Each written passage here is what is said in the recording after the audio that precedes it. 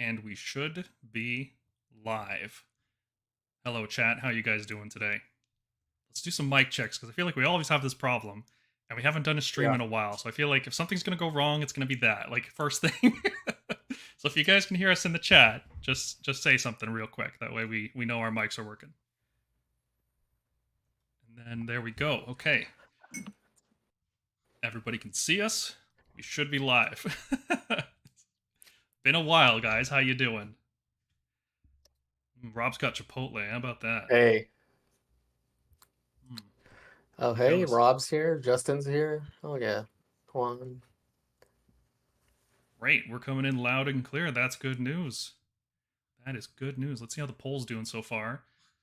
Oh, apparently people are pretty divided on Annihilators.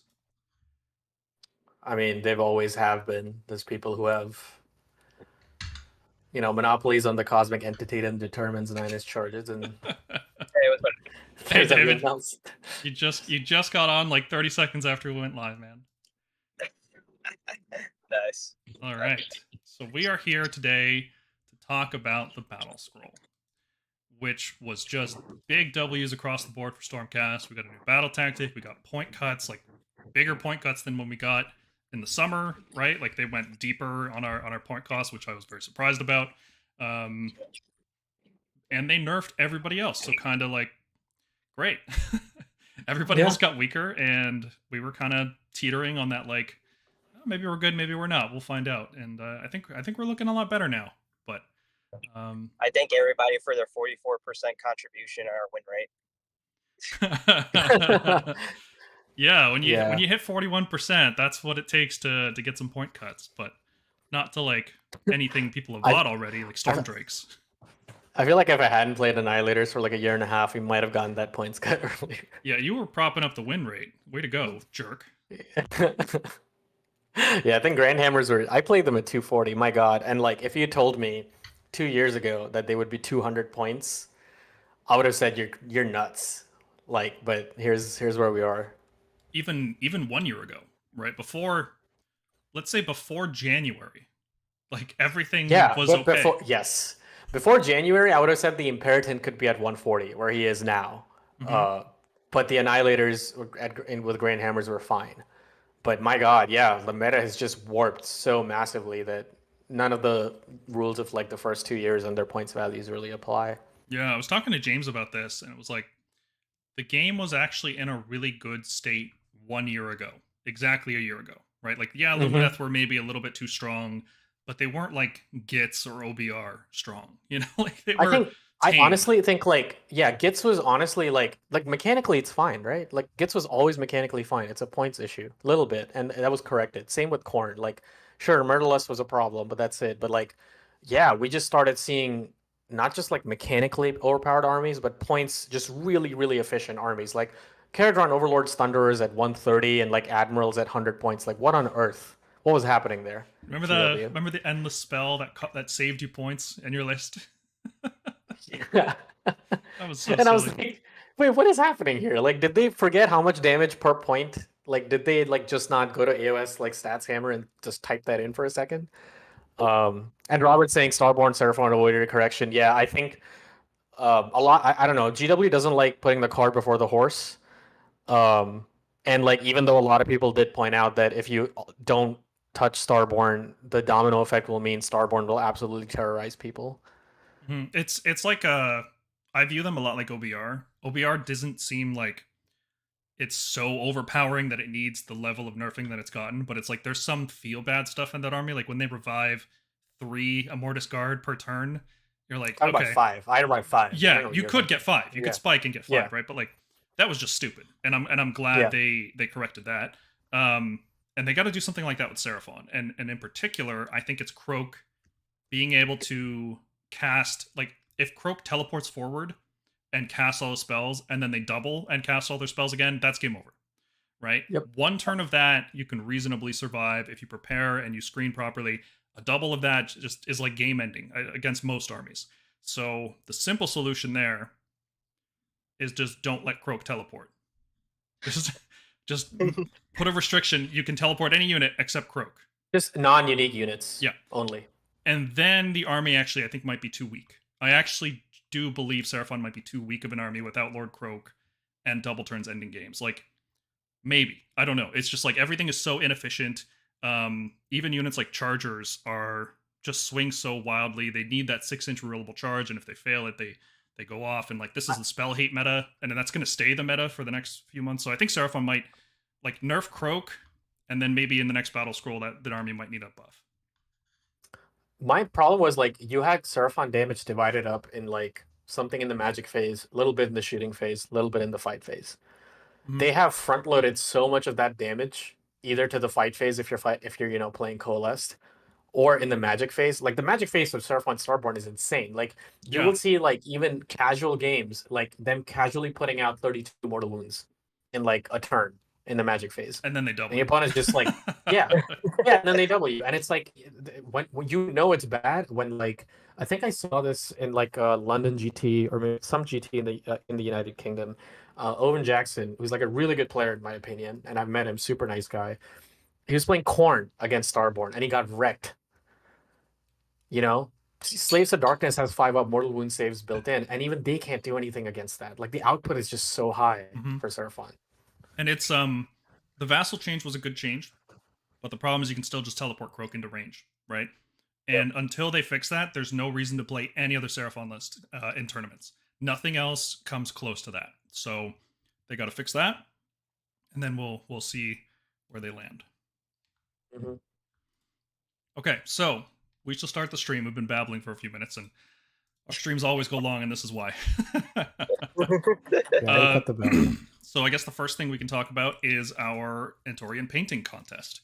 So I want to give a shout out to the sponsor of our painting contest, Kaiju Gaming Lounge in Florida. They offer custom gaming tools. They also stock our merch. We have dice back in stock for the Stormkeep podcast. We also sell these, more relevant now than ever, 7-inch deployment sticks. These fancy branded sticks are really good if you're using units like Annihilators or Vanquishers or Questers. Dropping them into play more than 7 inches away from an enemy. There's a 7-inch side and a 9-inch side. These are, like, they don't offer any game advantage, obviously. They just look nice. They're like a nicer version of the 9-inch sticks that you're using. So feel free to reach out to them. Kaiju Gaming Lounge is great. They've been supporting our podcast for a while. I want to say at least a year, right? It's been a while. I gotta look up when exactly we started, but they're fantastic. Big shout out to them. Check out kaijugaminglounge.com. And let's talk about all the entries we got in our Andtorian Locus painting contest, which I'm not going to say name. I'm just going to say Locus from now on. We got about 30 entries, which is pretty good. And the top 3 were selected. If you want to see all the entries, you just go to our Discord server and you can check them out there.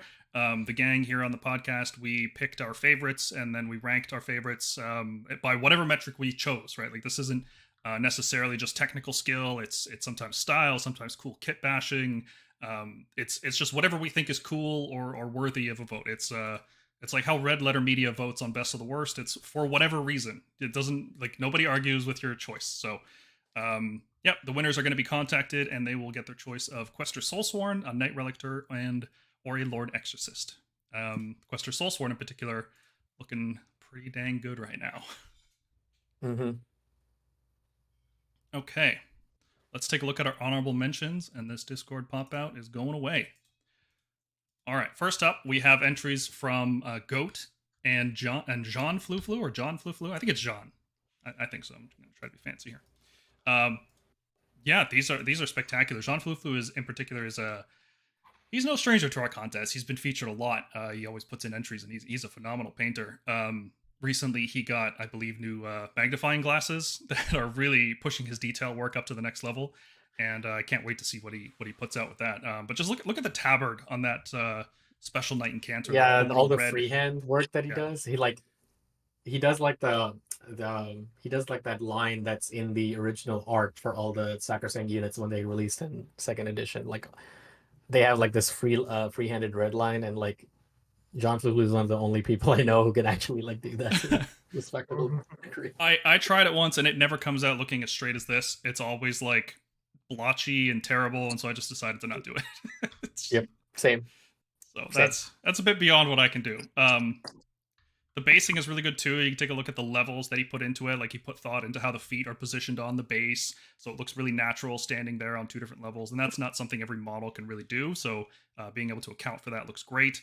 This is also a good way to show off this model in particular because this is exclusive to the magazine, right? Like you have to order the Warhammer you magazine. can buy it. Like I think you know, there's a lot of like UK stuff on eBay. People are selling it for like 10-12 pounds or something. But yeah, Xandria Azurbolt, I think that's her name. Sounds right. Yep, it's got Bolt in the name and an X name, so it sounds like Stormcast. Yeah. No, it's a great sculpt and a great paint job, and in particular, just the details around the face. I'm not this good at painting faces. I'm very jealous being able to like get that subtle transition on the cheek all the way down to her chin. Even just the super thin lines of the skull cap. What would you call that? Like the super thin highlight there on the skull cap. That's just awesome. Like weird that I care that much about that detail, but like I know that if I was painting this, my lines would be a lot thicker. Looking at Goat's entry, I really like this one because of the color composition. You don't often see this kind of like pink and yellow and grayish brown together. And it's done really especially not well. in Slaves to Darkness. People just paint theirs black and silver. Yeah, it's a very almost monochrome army. But I really dig this. I know Go personally. His stuff has always been super phenomenal. I always look forward to seeing it at GTs whenever he brings entries. But yeah, good job, Go. You always blow me away, man. Crazy. Yeah, very well done. I really like it, and I guess look forward to seeing it across the table from you, David. Yeah, one day. All right, our next 2 honorable mentions are going to be Skullbreath and Kriegschnick. I think I got that. Oh, probably wrong. I'm not a German speaker, unfortunately. Let's talk about the obvious one here, right? The molten red armor on the Stormcast Stormcoven model there, which a lot of people have been using as either a Knight Arcanum or a Knight Incantor. Domatan is a great proxy for that sort of thing, but this kind of molten armor look, we've seen this before in Stormcast, right? I think on this show we've even highlighted some work with this, but this is really well done. Just like the Thunderstrike with molten armor, that combo looks really good. Yeah, I think the lines are like between the armor panels are like thin enough to where you can do that. If you did that with like the old fat cast, I think they're too broad for this sort of thing to work. But I think it here works pretty well. Yeah, he's also gone through and kind of added some molten flavoring to the rock around him, so it almost looks like he's as hot as his surroundings, which is a really nice way to integrate the terrain into the model as well. It tells a story. It's really cool. Then Skullbreath coming out with this gorgeous looking Warsong Revenant, and just the photo from this angle, like people usually take photos of this model from other angles, but this angle is usually what sold me on it. Like the focus is obviously on the guy in the back with the pipes, right? But because of the way the camera's in focus here, like the vines are like coming at you, like you can feel like a little bit of panic that these things are coming at you. And part of that is definitely because the way he's painted the vines, right? To accentuate that. And just excellent work overall. I don't know how much to say about Sylvaneth. I don't know Sylvaneth that well, but I like it. It's a good looking model. Yeah, I mean, it's a beautiful paint job. It's clean, although like details are really sharp. I really like the basing too, because it looks like the vines are coming out of the ground. Because I think normally they're like part of this model is like, it has its own like plastic base, but like they've taken the effort to sort of like bury it in their own basing, so it looks like the Revenant playing the song is causing the vines to come at you, which is pretty cool. Yeah, the model even gets darker as you go from the top of his head down to his feet, so it draws the eye towards the top of his head, and then when you're looking there, just out of the corner of your eye, you see these vines coming at you. Right, it's like a really cool effect. I really like it. I've never really understood the like soul pods on top of him. I feel like that was always a weird modeling choice that they decided to put that on him. Yeah. Is he like reviving them, or like what's the story behind the model? I'm not sure. I think the thing is like the Sylvaneth are all about like the songs. Like they have like a song going on whenever they fight, whenever they live, whenever they like go through the seasons or whatever. soul pods are very much part of that song. They sing songs to calm them down, to encourage them to grow, things like that. And since this model is literally just all about the music and the songs of the Sylvaneth, that makes sense to have soul pods near him. So is he like singing a song to birth them? Yeah, yeah. So like whenever the soul pods are born, they can like sort of egg them on, either like, hey, this is your time, or if it's like a time of war, it's like you are needed, fulfill your purpose, that sort of thing. Okay. And I guess It's that's like the like a same. lot of so like the grubs that accompany the branch witches or whatever, they're one of the few things that Warsong Revenants will help give like birth to alongside the branch witch. They're like sort of accompanying animal or bug. But yeah. Cool. Learned something today. Oh, but excellent paint job all around here, Skullbreath, and congratulations on making it to the honorable mentions. And our last batch of honorable mentions, again, to familiar faces from our painting podcasts, Coraxus and Balefire. I want to talk about Balefires first because the shading on this is spectacular. I've always liked his style. He always does this like he like reflects the color of the ground. It's almost like an 80s metal painting, like it always has that kind of feel. He uses really washed out tones. He blends a lot of like purples in between a lot of his work, and it all just works really well on this model. In particular, I think Balefire really likes object source lighting. I think like he imagines what kind of lighting this model is in their environment, and then he sort of just reflects that. Yeah, he's definitely got a keen eye for that sort of thing. And the way the mirror reflects the ground here is really, that's why I like this one so much, right? It's not like he could have picked something to be bright and shiny, but it's the way the mirror is reflecting the light that looks really good here. Mm-hmm. Yeah, this literally is like Slaaneshi ecstasy, like how I would imagine like the realm of Slaanesh to look like, or how this model would look like inside the realm of Slaanesh. So it's a brilliant paint job, really. Yeah, it's almost like it's coming out of the ground, like it's summoning this kind of hedonistic festival around it and rising up. It's just great. And then Coraxus with his very well painted Lord Arcanum on Gryph-Charger, so colorful. Like there's so many colors on it, which that's fantastic. It's a rainbow gryph. I like it. The chitin on the forearms, I don't know what that is. Like the scales? The scales? Like that's a weird thing. I think they're scales.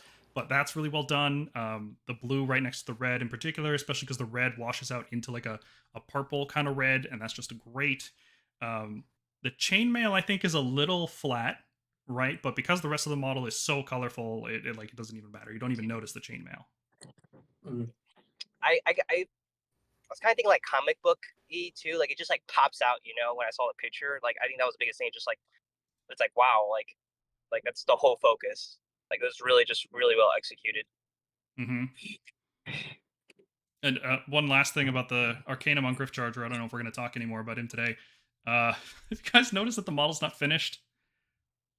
Yeah, it doesn't have a belly, right? Compared to the rest of the animals. Yeah, it's got a flat belly. They never sculpted anything underneath that tabard there. Yeah, I've seen someone in our works in progress. They use green stuff to give him like a feathery belly. I can't remember who it was, but it's a really good guy. And I wanted to kind of reach out to them and ask them how they did it. But yeah, I wonder if you could like 3D print something that people could just easily glue in there.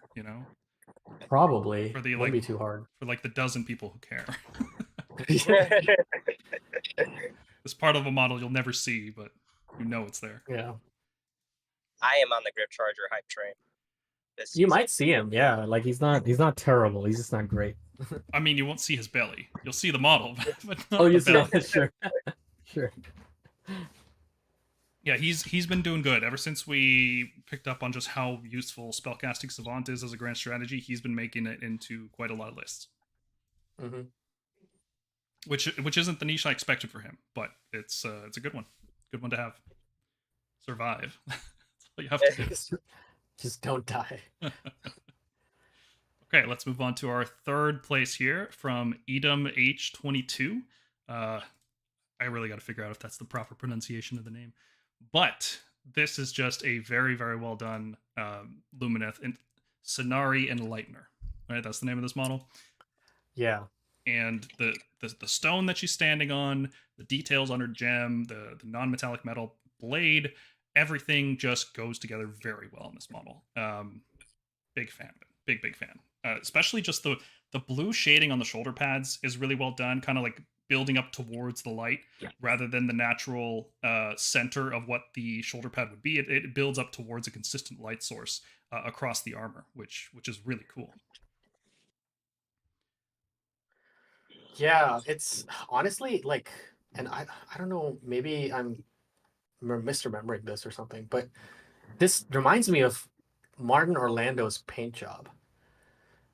And I know it's gonna sound weird because like I know it's not, or at least, but like maybe I got confused because like, is Martin just using like a different name in our Discord? Because Edom H22 also has a Celestial Vindicator army, and so does Martin. So I was like, wait a second. But no, yeah, it's really, really good. I mean, the details on it, just like the like highlighting for like, you know, like I'm one of the people who when I do like highlighting or layering, I can't be bothered to like thin down white paint and add that bit of white for that extra bit of like shining of the where the light's shining on. And like they've done all that. They've even managed to, you know, put transitions on the sword. And this is such a tiny model, guys. Like elves are like tiny enough as it is, and like painting each separate detail on them to like a fine standard like this is incredibly difficult. So yeah, props to Edom. Mm-hmm. Even take a look at the lunar staff there. The top part of it is highlighted brighter than the bottom part. Just that tiny attention to detail was really, really cool. Like the top, I mean, like going up vertically, right, towards the top of the model, and then the bottom part of that lunar crescent is darker, which, yeah, that's the kind of thing I don't have time for. Oh, it's Eduardo. Okay, yeah, okay. I was like, oof. Fantastic. Congratulations. Fantastic work. Yeah, Eduardo. congrats. Congrats, man. Let's look at second place with another gorgeous entry from White Paints, who has he does the strangest things in a good way. You know, like the things he chooses to focus his attention on when painting are so weird. Like I remember the Karazai painting contest, he decided to paint like a full bodyguard to stand on his base, and then No, and like under the wings, I think he was painting something. There was a mural of a prosecutor. He painted a teeny tiny three little Stormcast prosecutor, prosecutors, and like a meteor shower. And then you look at this model, and he's like, okay, so I'm gonna just make a whole story on this parchment here. What does this say here? Hocus focus, holy moly, locus focus. Yeah. And then even on the back of the model, he's decided to freehand paint a bird and some kind of like sparkling effect. Yeah, glittering sparkling gold flakes on everyone. Yeah. Not like, I don't want to say it's not needed or like it's unnecessary, but it's just cool. Yeah. And then the way everything is shaded here with the green void, that's the Void Storm scroll, right? That's saying no to your spell. So I really just love that. How powerful it makes that scroll seem. And then he's put the whole thing on a Deus Arcanum. So I got to wonder, if you cast the Deus Arcanum, do you then put this whole model on another Deus Arcanum underneath it? I guess that's a problem to figure out for another time. But also the bleeding eyes. I don't know if you guys picked up on that. Yep. Which is like the strain. They might be primal miscasting. Oh boy. Yeah. That's what that looks like. This is a Night Incantor in the middle of a primal miscast. That's why they're all glowing and stuff. Because every time you primal miscast, you know it's your own fault. Yeah. Fantastic work. It also looks like he did some green stuff work on the back of the model. He added some extra texturing to the back of her robe. You can see on the right picture there. Uh-huh. Makes it look like fur, I suppose. Oh yeah, the sashes the Night Incantor have, they've covered them in like a fur pelt. Mm-hmm. Oh yeah, that's pretty cool. Yeah. Wow. Yeah, so congratulations on second place, White Paints. You've got a real unique style, man. I love it. Keep doing it. Just paint more Stormcast. You won't have to wait that much longer for more, I promise. Oh yeah, less than a year now. We'll see when Neve Blacktalon's released, right? That's true. We might actually see a release date for her. I'm surprised they haven't revealed anything. Mm-hmm. It's weird that they just announced her out of nowhere. just Yeah, for I no was like, reason. no fanfare. I guess they ran out of stuff to show on Monday. They're like, oh, just pop name Yeah. down. Yeah. Well, that's what happens when you delay the Legion Imperialis, right? Mini scale. All right, let's take a look at our first place entry. You guys won't be surprised based on the way we voted. Lightforge is the previous winner of our last contest too. He painted some phenomenal Storm Drakes a couple months ago, but he has done a fantastic job painting up this counts as Knight Arcanum or Domatan from the Domatan Storm Coven. He's added extra little ferns onto the bases. He's done some spectacular non-metallic metal work all across the model. Some great object source lighting with lightning coming out of his hand and lighting up his armor. Raising up the block with lightning, which I'm assuming that's like little bits of copper wire or something like that. But just technically very proficient, very well done. You can see even little scratches on the sheath for his sword. All the little tick marks on his staff, that would drive me crazy. I don't have the patience for that. Yeah. But everything is painted to a high level here. Very, very well done. I'm a big fan of this. See, this is, you know, when you search on eBay, you go pro painted model. This is actually pro painted. Yeah. This is actually like pro painted. Like Lightforge is like, just phenomenal job. Like it's clean, it's crisp, and the amount of detail on such a small model with non-metallic metal on top of that. My God. Mm-hmm. Even the cloak is well done too, right? And the cloak is a very subdued element on this model overall. It doesn't really take the focus or anything. But if you just take a second to look at it, it is painted very well across the board as well. Mm-hmm. Mm-hmm.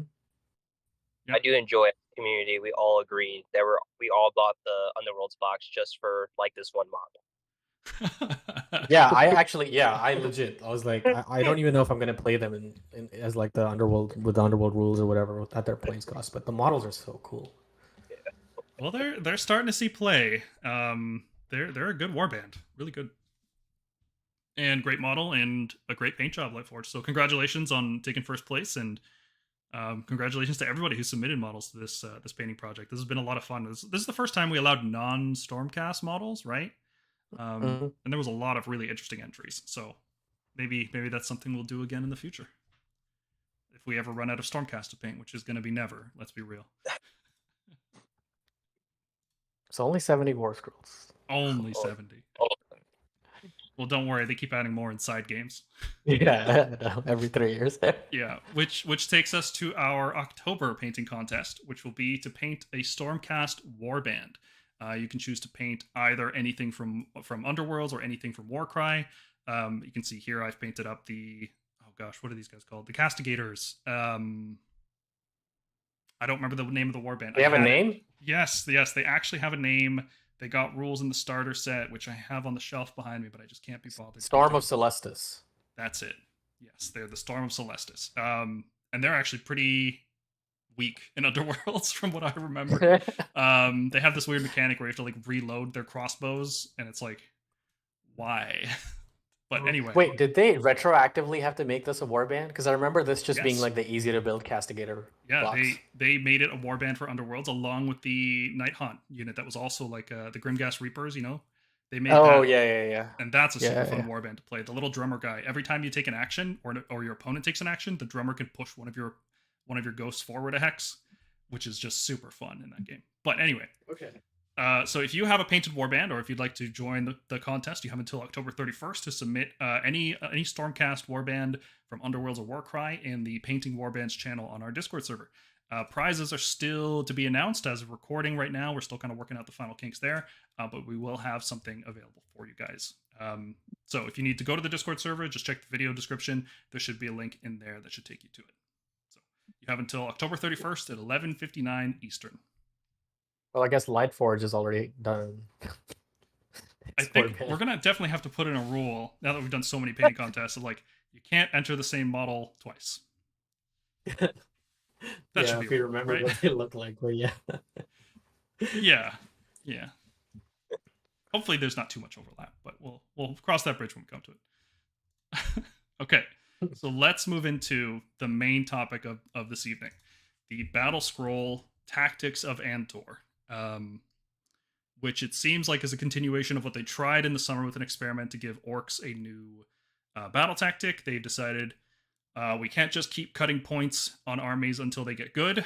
We have to actually make rule changes, and we don't want to just, errata war scrolls until the army is good. We should try giving these armies battle tactics. So that's where the name comes from, and is that Stormcast, Skaven, and Nurgle all got a new battle tactic. A little presumptuous to name the whole Battlescroll after that, especially because the Skaven one's not great and the Nurgle one is okay. But hey, whatever. It works, right? We're the Stormkeep. We care about the Stormcast. It works for me. There were... Go ahead. I was going to say, in my GT, I actually played a Nurgle player, and we both used our new tactics on turn 2. And in my head, I was like, wow, what a pity fight. Yeah, if you both use the new tactics, it's like nothing changed at all. Yeah, it's I mean, I appreciate the points, like I really do. It made like the whole archetype that we'd written off is not being efficient at all back in business again. But the battle tactics do feel like, hey, we know your books don't even compare to what's out now. Have 2 free repeat. Maybe that'll help you. Is that what that's saying? It's like the hunt. It's like these models are just so far ahead of what's in the game right now. Let's just give people VP for killing them. Oh God, remember when long strikes are worth an extra VP? It was a terrible idea. I mean, I'm glad they literally 3 months later they cut that out. They were like, we'll just take Thunderbolt Volley away and no more hunt. It was an interesting experiment. It was their first attempt at balancing an external problem without affecting internal balance, right? That's even where we even started having a distinction formally between internal and external. When that battle scroll came out, we're like, oh, hold on. There's actually a way to tune things if you can be creative enough without having to just change points. Because point changes, yeah, they can have an external balance change, but really they're just an internal thing. Especially when you have an army as big as Stormcast. Like, all that does is change the efficiency and which strategies are worth playing and which ones aren't. So, like, Stormdrake Guard could be 280 points right now, and it really wouldn't change that much. Like, Stormdrake Guard still do the same thing they do. Now you just have 200 points more left or over less on of that them. list. Yeah. So not the end of the world. Yeah, I mean, it's still the thing is internal balance can change a lot about whether you take the unit at all or whether you take the unit and how you take the unit. And I think that's the problem. I think Stormdrake Guard feels weird because it's a toolbox army where you want to take tools that fit into certain point slots so you can use them as tools. But Stormdrake Guard feel like if I take this, I have to commit to it. Whereas Annihilators, especially even if they're talking about with Grand Hammers, they actually feel like a toolbox. I've been experimenting with Annihilators with Grand Hammers alongside Krondys. Yeah. Or something. It's like the package is there to where they feel like tools and not like a committing to a playstyle. Yeah, 540 for that package feels a lot better. Especially if you ever go Knights Excelsior for some reason, which I'm not feeling personally. But you could, and that also fills up battle line slots, which makes it even more efficient. So so anyway, my whole point of this was that this is a new attempt at external balancing, purely external balancing, right? Like, these new battle tactics have no change on internal balance whatsoever, right? They just reasonably try to fit into what you're already trying to do. Like, if you're playing Nurgle, maybe you might consider using a more mix of demons and mortals instead of one or the other, which I think people were already doing anyway, right? Like Plague Bearers and Rotmire Creed, pretty popular units, and then it's fine. Well, let's get to the changes. So universal rule changes. In addition to army specific stuff, there were some general rule changes, and this is stuff that is very good for the game. All of these are great changes. First up, Rupture can only target enemy incarnates, which is the change everybody expected, and it also reduces the power level of incarnates by 1, which is a change that we maybe thought might be possible, but I didn't expect it to actually happen. I remember us chatting and you saying that I think their intention with Rupture was always that you would target enemy stuff with it, and they didn't expect that people would just rupture their own incarnates, because for some reason the design studio doesn't think the incarnate going wild is a good thing. Like, they're still associated with it as going wild as like a bad thing. Which is crazy, because they've seen what Caleb Walters has been doing with it, right? They're just like, or do they just not pay attention, right? Like, he's been doing disgusting things with Wild Cron Spines for a year, And Since now it came out, since the model Yeah. came out. yeah, it's absolutely disgusting. But this is a great change. It makes Rupture probably the worst spell to ever pick. Like, it's a really bad spell to ever pick it as like an enhancement. But if you're taking Shaman of the Chilled Lands, you get Rupture, and that's a nice tool to have, just in case you play against the one person who hasn't read that Rupture changed and they're using a Kronspine for some reason. You'll pretty much never see Kronspines again competitively. They, aside from Tzeentch, which Tzeentch has been hit hard by this because people are going to run Shaman anyway because Blizzard and Hoarfrost are such good abilities, especially in armies like Stormcast. Well, I don't know Idoneth, anymore. I don't know Nighthaunt. about that anymore. I don't think they have to run Shaman anymore. I think previously they would. I think now they have to sort of go back to their whole Changecaster trick, which is they trick their Changecaster into being Sure. killed. So the No, Crossfire what I'm saying is because other people are using Shaman anyway, Rupture's just going to exist, and that's just going to be like once in depending if you can't unbind it. Like, if they cast Rupture on your Kronspine as Tzeentch, the game is a lot easier. Yeah. A lot easier. Yeah, I mean, Sadies can also technically do it. Like, they can still sacrifice, like, Sorceress to do it. So I know some people were, like, doing that, and they still might try that. They might, but there's just too many Shamans out there. Rupture is just gonna... The Shaman of the Chilled Lands is on a Kronspine hunt, and he's eating good, right? Well, I mean, so I think before this, I played, like, a really good player in February, I think. I can't remember their name, but they were already running Phoenix Guard, Sorceress, and Kronspine. And I think like they basically just go back to that list because Blackguard are basically the new Phoenix Guard. Kronspine still exists the same way it does. Sorceress still exists the same way it does. It does and it doesn't. You don't have the Phoenix anymore for -1 to wound and a 4-up ward to be a super tanky monster alongside the Kronspine. They weren't running Phoenix. Oh, just the guard. Yeah, just guard. Oh. They were running all foot heroes. Problem is, if you kill the sorceress, the guard lose the 4-up ward. So you're bringing multiple sorceress. So now you're making the Kronspine 680 points, at least. Nathan, my wife made me some very delicious soup, and I've been looking at it the whole time. She brought it up like right before we started streaming, and it smells so good. Yeah, so I think Kronspine is going to be extinct. That's my take on this one. The fact that this also deals D3 mortal wounds to the Bonded Wizard is cool. Like, Rupture is a really cool utility spell now. Except it will never get taken, right? It's just if you have Shaman of the Chilled Lands, that's the only time. Sure. Blizzard?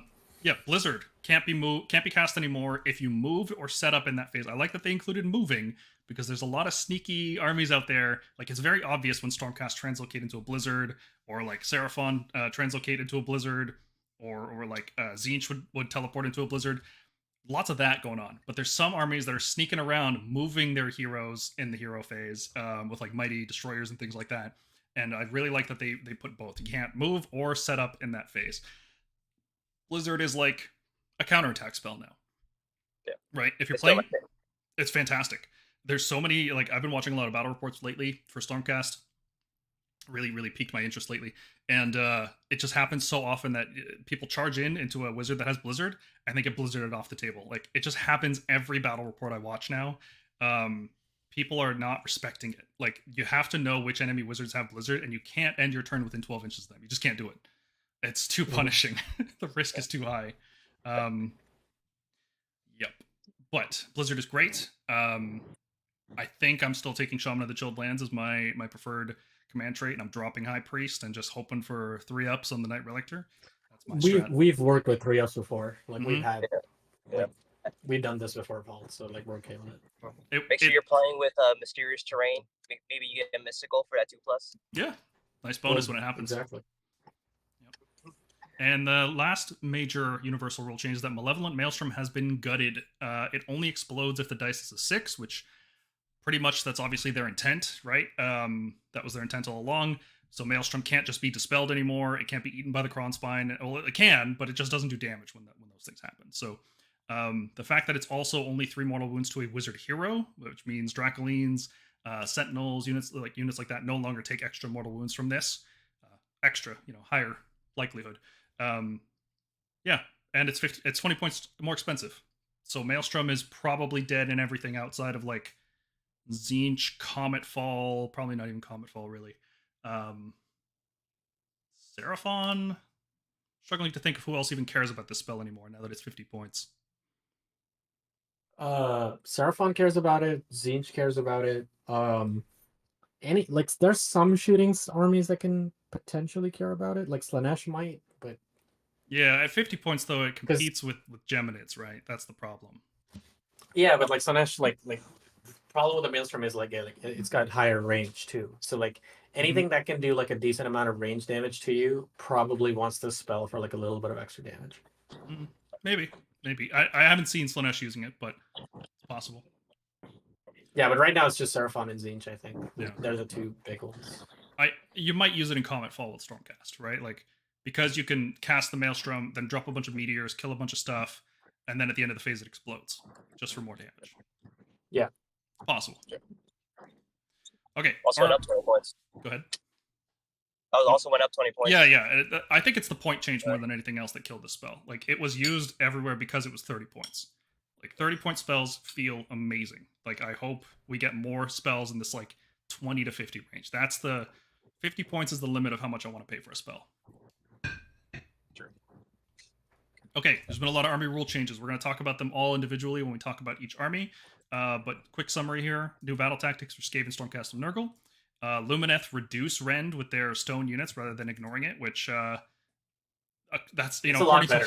It's a lot better, but according to that one FAQ, that's how it should have worked, right? Yeah, it's a lot cleaner too. I don't know why they have this stupid like, oh, you reduce your rend characteristic if it's this, but and it created all these bunch of questions about it. Like, just give them reduced rend. Like, I don't know what the problem with that was. Yeah, it's pretty silly.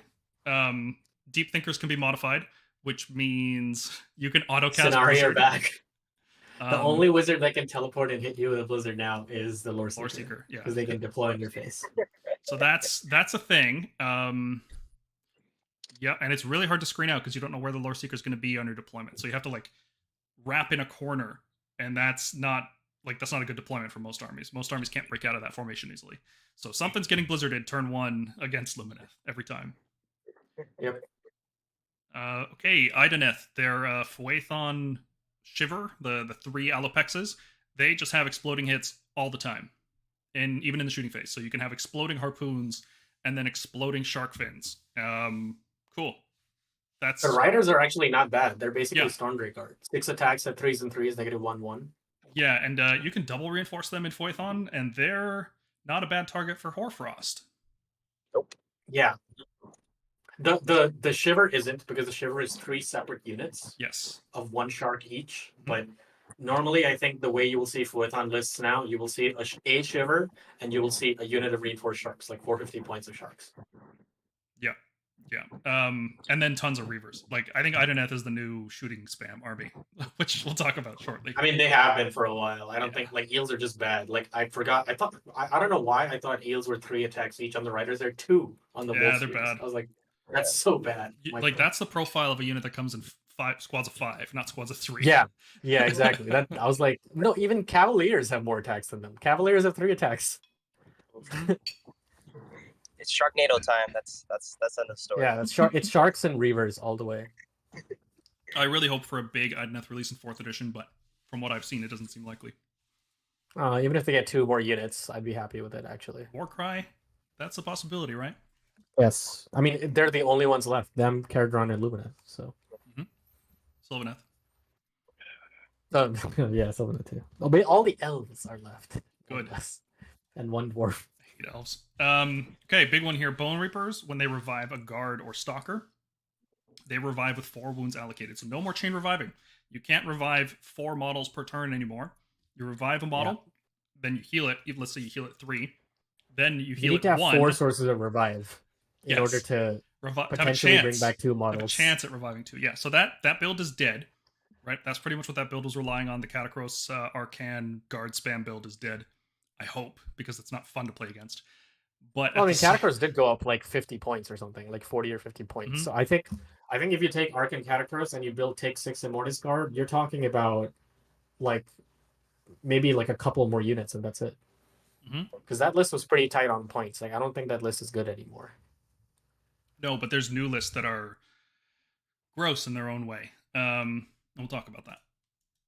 Okay, and then this one, I really like this, just like mechanically. Spirit Gale, the Soulblight spell that mortal wounded everything, now does 1 mortal wound to 3 units. And if you rolled a 9+, instead of dealing 2 mortal wounds, it just picks 6 units instead. What I hated about this spell, and still do, I guess, is that it's just tons of dice on the table, keeping track of wounds. Like, I hate that much wound tracking, you know? Yeah. This is less annoying, but it's still annoying if 6 different units take a mortal wound. Like, I hate stuff like that. So, whatever. It's better, but better gameplay wise. Worse, obviously, the spell is weaker. I don't know if I mean, it's also worse. Like if you're fighting another army that has wards, and then now I got to roll wards. It's like a really slow thing. Like if it was like a table-wide thing and you were injuring like 20 units, great. Now I have to roll a 6 up for each one of those units. Like, ugh. Yep. That book was designed to waste your time. Everything in that book is just, like, the way zombies move in the hero phase. It's not like add 3 to the next movement or whatever. It's not zombies. It's everyone. It's all the summonable stuff. Yeah, but it's like make a 3-inch move in the hero phase, then move, then charge. Like, how many times do you need to move 180 zombies? Yeah. And like if you're in 60, if you're 30 unit of skeletons takes damage, like let's say it takes 60 damage, roll 60 dice for wards, then pick out the ones and re-roll them for the banner. And then at the start of the combat phase, on a 4-up, each slain model comes back. Like such a waste of time. Just give it a 5-up ward. Who cares? Oh boy. Okay, and then there were some major point changes. Idoneth, Stormcast Nurgle, Skaven, Slaves, Nighthaunt, all got big changes, and they're all pretty weak armies right now. I would argue Stormcast aren't that weak, but hey, I'm happy with point changes because we hit 41% win rate. I don't, can't do that. Gravelords just got straight up nerfed, and then some mix changes. Bonereapers and Slaanesh got some internal balance changes. Overall nerfs to their most common playstyles, but buffs in other directions. So we'll see how that turns out. I don't know if the Gravelords got nerfed. And across the board, maybe objectively they did. I think. Yeah, sure. We can talk about it later. Okay. All right. Idoneth. So these are the point changes. I am glad the king went down. Right, 20 points. I wasn't expecting it, but I'm really glad about it. Leviathan is finally a reasonable point cost, maybe. Okay. Yep. I still think it needs to be cheaper. Leviathan should probably be like 360. No. I don't. I don't think the Leviathan should be cheaper. I think the Eidolon should be cheaper. I'm very surprised the Eidolon didn't go down. I'm okay with that. I don't think they'd see play right now because the C Eidolon is not a Locus, right? So he's not really going to see play. Well, even if he's not, you're talking about a unit that basically doesn't do any damage. It's a 5 aboard, a reliable caster that can potentially heal the Leviathan, A. B, increase the rent for your Idoneth units because that's the one thing they lack. Yep. That's like an excellent utility unit that I think should be like 260 or 270, not 320 or whatever the hell it is. I agree, but I still don't know if people would take it because you can just take Hoarfrost these days, and I think Shaman of the Chilled Lands is good enough that you take it. I think the thing is, Tsunami of Terror is actually a pretty good spell with the teleport spell for heroes that Idoneth have. But given how the problem it's the anti-magic season though, so you have to rely on 2 different spells succeeding and not being unbound in order to get extra rend. I mean, just on melee attacks too, which Idoneth are not using melee anymore. That era is over. Well, yeah, but the other problem with the Leviathan's always been that once it takes damage, there's no way for you to get it back unless you take Emerald Life Swarm. And the one healing spell Idoneth have is with the yeah, I guess it just, given how much cheaper it is, I don't know if it matters that it takes that much damage anymore, Sure. But I think 400 is perfectly playable. Oh, it's definitely playable. Like, I just want swarms of turtles on the table. Like, I want the Battle Line Nautilar list to bring 5 turtles and have a great time. Sure. Okay, Soul Render's cheaper, Tidecaster's cheaper, good. All of these ridiculously overpriced heroes in the game are finally getting cheaper, right? Like Nighthaunt, Stormcast, and Idoneth all have crazy expensive heroes for no reason.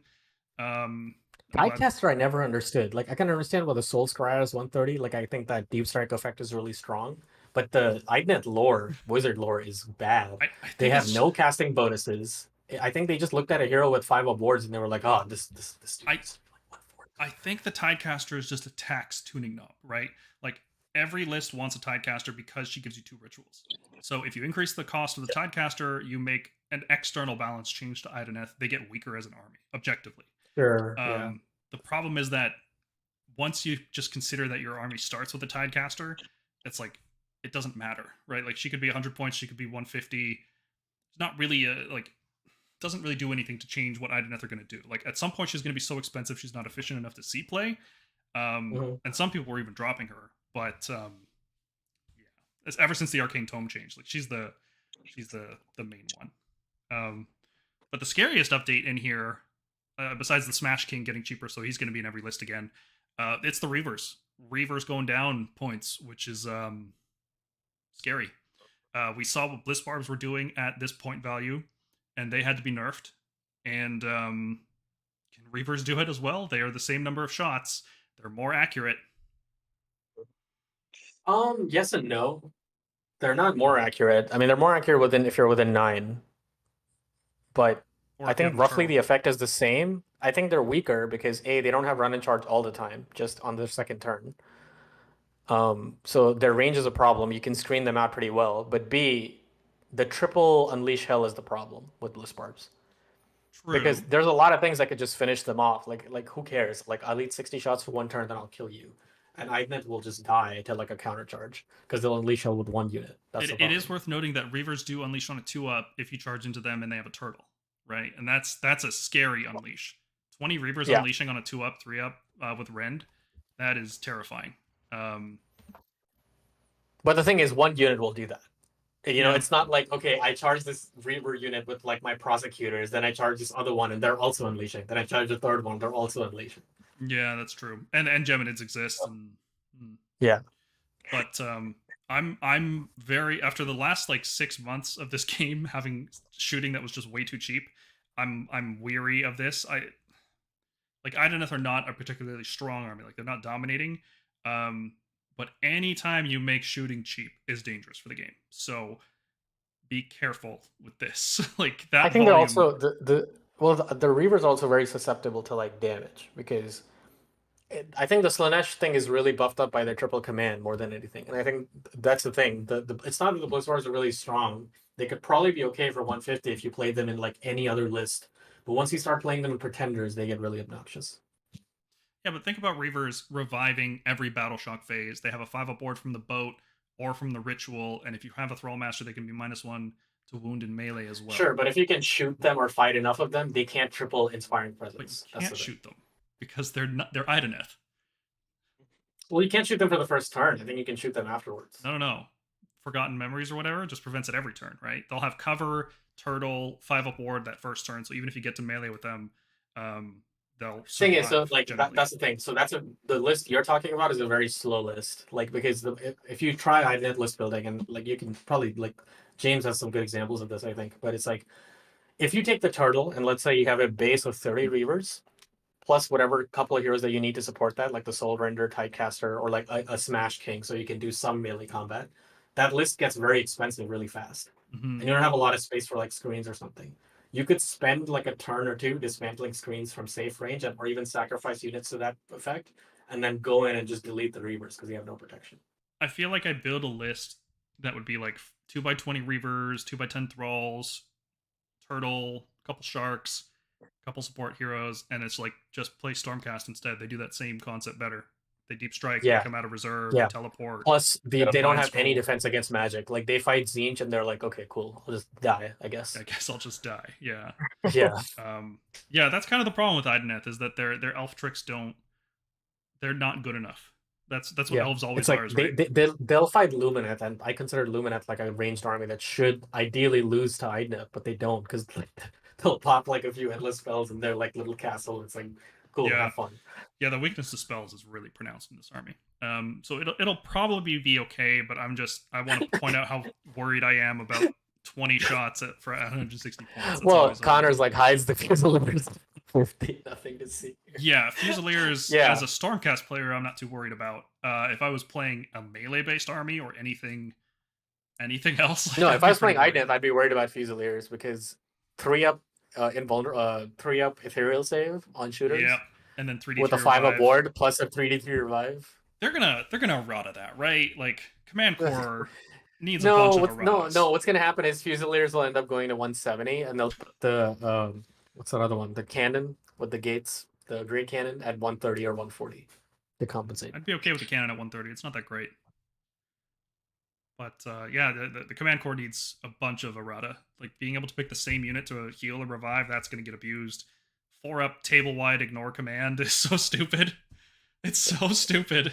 Actually, that's a 4-up. I'm not too concerned about that because that's basically like Catacross kind of has that in a way, but it's like um the thing that worries me, yeah, the 3D3 revive is really stupid because in something like Hallowheart, like it means whatever damage you're taking from doing your 3d6 cast, you just don't care. Yeah. Um, you might care, but probably not. Probably not. Cities is going to be a weird army, man. It's like Lumineth without magic, so all the same weaknesses, even more pronounced because they don't even have a teleport spell like Lumineth had access to, right, with the Wind Mage and Teclis. It's damage. It's just raw damage output. Well, the issue is like their order sort of makes up for that. Like they don't have good mobility, but their speed is not bad. Like all the infantry unit is like OBR with the orders. It's moving plus 3 inches. All their cavalry, which means it's probably going to be moving 13 inches up. The problem is just predictable threat ranges, right? Anytime you have a shooting castle with a predictable threat range and fragile mobility pieces, like Cavaliers is your only option really to go play the flanks, like they just die. Cavaliers just die, and then you're stuck with like a powerful shooting core with no objectives. Anything that can, I think any army that can out efficient their wounds, like leverage their wounds against cities, will do really well. And I'm talking about like zombies, like because cities will shoot them off the board. I'm talking about something like Big Wa. I think Big Wa really, and we'll get to like what happens, but it's like Big Wa really worries me because the side effect of Cruel Boys getting all these decreases and rules changes is that it's not Cruel Boys that is becoming better. It's Big Wa that's getting more and more oppressive. Cruel Boys are getting better. To be fair, right? Robert will attest to that in the chat. Cruel Boys did get better though, so that's worth noting. I think at the GT this past weekend, our Cruel Boys player actually went 4-1. Yeah, they're just pure Cruel Boys. Like they're actually getting to that point level where like, and like the battle tactics are kind of making them like, okay, you have to respect them at this point. But I think like that's what I mean though. It's like they're not like mechanically really getting better though, right? It's like it's more like the armies that can roll over them still mostly roll over them, and the armies they were giving a hard time are still getting like a hard time. Yeah. They're incredibly susceptible to like a double turn from like an Iron Jaws list is like the problem. Thanks, Tyler. Are you congratulating me for what? Getting the designation? Or what? Okay. Thanks, buddy. All right. Next slide. Let's go. All right. Lumineth. So they got no point changes, which is good because I think if you try to fix Lumineth with point changes, they will just become a spam army, and I don't think elves should be spam, right? Like nobody wants to play against more sentinels and more wardens and more dawn riders. Like dawn riders are 120 points. That's so cheap. I think that's very underrated. I don't think people are realizing it because nobody has that many painted up. But I think dawn riders are pretty good. Blade Lords too. Yeah, Blade Lords are good. I've been talking to my brother about this, and we got to build with 4 units of MSU Dawn Riders, a reinforced Blade Lords with Wizard Finders, and a Knight Vexilor to make it pop off. So like double Lore Seeker, you just deep strike in front of the enemy. One of the Lore Seekers has 2 spells with the Silver Wand. So one of them casts an endless spell, the other one casts Blizzard and an endless spell, and then you've just got board control for days. Like this, it's not at all how Lumineth should be playing. But it can win games. Lumineth all gas. Yeah, it's so stupid, right? Like Lumineth without shooting, like elves without shooting, just doesn't seem to make any sense. So that army needs a rewrite, and this is a step towards that, right? The fact that Deep Thinkers can be modified now, which is good. The fact that Andtorians, I think it makes non-techless builds viable astoundingly. They've been viable for a while. That's been the way to play. Yeah, but with like them pushing seasonal rules like in the way of non-techless builds, I think is like super great. Mm-hmm. Like you can take like 3 Sonari wizards and have them use Deep Thinkers, which is amazing. And I think like I actually saw someone playing 2 cows, Avalanor and a normal cow. Like this was like a normal pickup game at the local store here against Disciples of Tzeentch with like the Kairos and Lord of Change and all that. Like the reducing rend is amazing for cows because they have a 2-up save. Especially Avalanor because he can heroic leadership or recovery. Yep. Heroic recovery and Finest Hour. Like he's really good now. I think Emetrica is a real choice, but we'll see. I think there's gas here for Lumineth for sure. I don't think Stoneguard are good enough yet though. Like Stoneguard are not Are their efficient. points still the same? 150? I think they're 130 or 120 now. So does Enduring as a Rock only work for melee attacks or shooting too? I believe it's everything. I think Stoneguard are playable. I think as an anvil unit, they are very playable now. I don't. Their biggest weakness was something would roll up, because reduced rend is a lot different than ignoring rend. Because if something rolled up to you with like a Hoarfrost of -3 rend, you were dead. I think reducing all rend to 0, most rend in the game to 0, and then going I have a 3-up save is pretty good. It's just hard for that army to leverage a 4-inch move unit. It's really hard, especially because I don't think so. I think with Speed of Hish or like a Huracan Windmage, they have Hoarfrost. They have Deep Thinkers can now be modified. I think with that change, I think Stoneguard are playable. The problem is, but I'm willing to be proven wrong. I don't have the army. So. It's kind of the same problem that Stormcast have. It's like, yeah, you could bring Protectors and buff them up with Gardas and Mystic Shield and Castellan, but like, why would you do that when you could just have a screen die instead, right? Like, just bring Dawn Riders. They're a wizard. Have them die, take the hit, and then you counter pile in with something else. Like, there's because I think their damage is really high. It's like not as I don't know if it's Blade Lord's high, depending on what the target is, but I think they're. Lumineth struggles with damage, and I think if anything can live and keep doing damage as Stoneguard do, I think they're good. Do they have 2 or 3 attacks in model? Stoneguard? I think it's 2 attacks base and +1 from the mountain. That sounds right. Yeah, 2 attacks base +1. I'm pretty sure you're right. Yeah, that's 2 attacks base. That they hit like Skybolt Judicators. Shoot, it's not good. You need a spell to give him hit 5 mortals. You need a spell to give him +1 wound. You want to give him Mystic Shield. Like, yeah, Dan, Dawn Riders do basically 0 damage, but that's okay because they're just a screen, right? Yeah. And when you fight with 2 units of them at the same time, or like Dawn Riders and Blade Lords, who are all getting perfect strikes off, like it adds up. Like, Lumineth are a low damage army. That's kind of just something they have to deal with. I think they might be the lowest damage army in the game. They're very precise, but extremely low damage. And I think it's not. I think it's more of a consequence of. I don't think they designed Metrica hard enough. I think the Huracan stuff is well designed, but it just caused people to warp Sentinels. But they don't have like the Tyrian side of the army yet, the one that's supposed to do damage, like the Phoenix Lords and like the hard hitting elite cavalry. They'll hopefully get Tyrian in a year, and then that's where you'll see the damage come from. Hopefully they'll get Tyrian in 3 years. Yeah. All right. Moving on. Stormcast. We got a brand new fancy battle tactic. And if you were playing like a Storm Drake build, this battle tactic isn't very good. But if you had already adjusted your lists for the battle tactics this season with things like Surround and Destroy and Intimidate the Invaders, this fits perfectly into that. This is, I think, the best of all the battle tactics they added this whole patch, this Battlescroll. And so let's talk about it. So secure the battlefield. You complete the tactic at the end of your turn if there are friendly Stormcast units wholly within each large quarter, which means like you split it into 4, not like vertical. I saw some people thinking that might be the case. No, it's quarters. So you have to have 1 unit in each quarter, and each of those units has to be more than 6 from all enemies. So just make sure you don't move within 9 inches of an enemy so that they can redeploy and ruin this, because that would be the worst thing in the world. Potentially try to do this with like a setup or teleports if you can. Yep, just walk into territories or quarters and teleport, drop in from reserve. Scions works, Vanguard Hunters work. Yes, Scions works perfectly with this. Yes, and to go along with the shiny new battle tactic, we are being pushed to play Annihilators with 20-point reductions on shields. This is my kind of battle scroll. All right, you go over this, man. You're way more excited about this than I am. Oh man, so okay. When Shield Annihilators came out, they were 175, I think, or 170 in like the Dominion box for 2nd edition. I remember. And then like I remember seeing their war scroll. 200. Yeah. And in 2nd edition, I was like, I wouldn't pay more than 160 for this. It's just like objectively, it's not that good. But everyone said they're crazy. They should be 200. Released the trailer for Dominion, and we saw in the video that someone was wielding Grand Hammers. I'm like, that's what I'm playing. And then it came out. And I played that for like a year and a half or like a year or something like that. And I thought they were fine at 240. I was so happy when they were down to 220, but I'm like, the Lord Imperator needs to be cheaper. And they finally brought them down to 200. I guess like that email I wrote them about, I showed them the math. I was like, if I take 2 Grand Hammers and an Imperator, each Grand Hammer is effectively costing as much as a Storm Drake card. How is this balanced?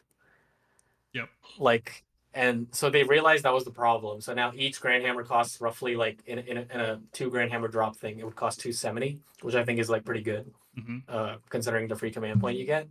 Amazing. Knight Relictor, I don't know what this guy did, but he's almost half his cost, Paul. He was 145 or 140 when he started. Yep. You know what he did? You know what he did? It's all the GW stores with 7 copies of them sitting on the shelf. That's what he did. We have been trying to sell this model, guys. We had a painting contest. We gave him the B tier. Gave him S tier. What's it gonna take? They were like, we have all these Night Relictors in store. We have the Thunderstrike Spearhead that nobody bought. It's like, we need to sell these models like pronto. I'm surprised Vigilors didn't go down further, but I guess they're really afraid of shooting units doing that. And then there is Quester Soulsworn, which I'm just using that model for my Night Relictor anyway. Yep. Yeah. Counts. And then cooler. And then Redeemer wise, we are basically at the points value recommended to them a year ago. Yes. A year ago, Paul, we saw how Liberators and Vanquisher should be the same. And they should be because there's a respectable choice between damage or shieldies, and then Vindictors and Sequitors should be a choice between a 2-up save or a 5-up ward. They did that exact thing. Finally. Yep. We did it. A year and some change later, they have finally implemented our suggestions. It's the Lord Relictor is cheaper. Praise Siglar. That's great. Why was this guy 150? All he does is a 2-up prayer. There are 100-point Slaughter Priests in the game with 3-up rerolls. I have a theory. What is now. going on? I have a theory. Totem keyword is worth 10% more points. Oh my god, dude. It would explain the Relictor. It would explain the Castellan being 160. It would explain the Black Coach in Nighthaunt being as overpriced as it was. I think they just thought Totem was worth a lot more. Engine of the Gods is a totem. Every overpriced model is a totem. Yeah. Praetors, I'm glad they went down 10. Like, this is not a change that I'm sad about, but they just need to unlock these guys' battle line. I feel like every other bodyguard unit in this game is battle line. Without that, they'll not see play. Well, now that they're this cheap, we've started thinking of reinforced Praetors as like, they do the same damage as Quester Soulsworn. Mm-hmm. And they cost maybe 30 points more. No, the same damage output, same profile and everything. So it's like you get a bodyguard instead of teleport and counting as more models. So like, okay, that's starting to be an interesting comparison. But the thing is, there's nothing worth protecting except Karazai. Not even Krondus is worth protecting with Praetors. No hero in our army is worth protecting except Karazai. So these guys are just a Karazai tax. Yep. And as a Karazai tax, they should either be 110 if they're not going to be battle line. They should be like roughly like taking a reinforced squad of these should be around Quester Soulsworn, like 230 or 220. Yeah, I agree.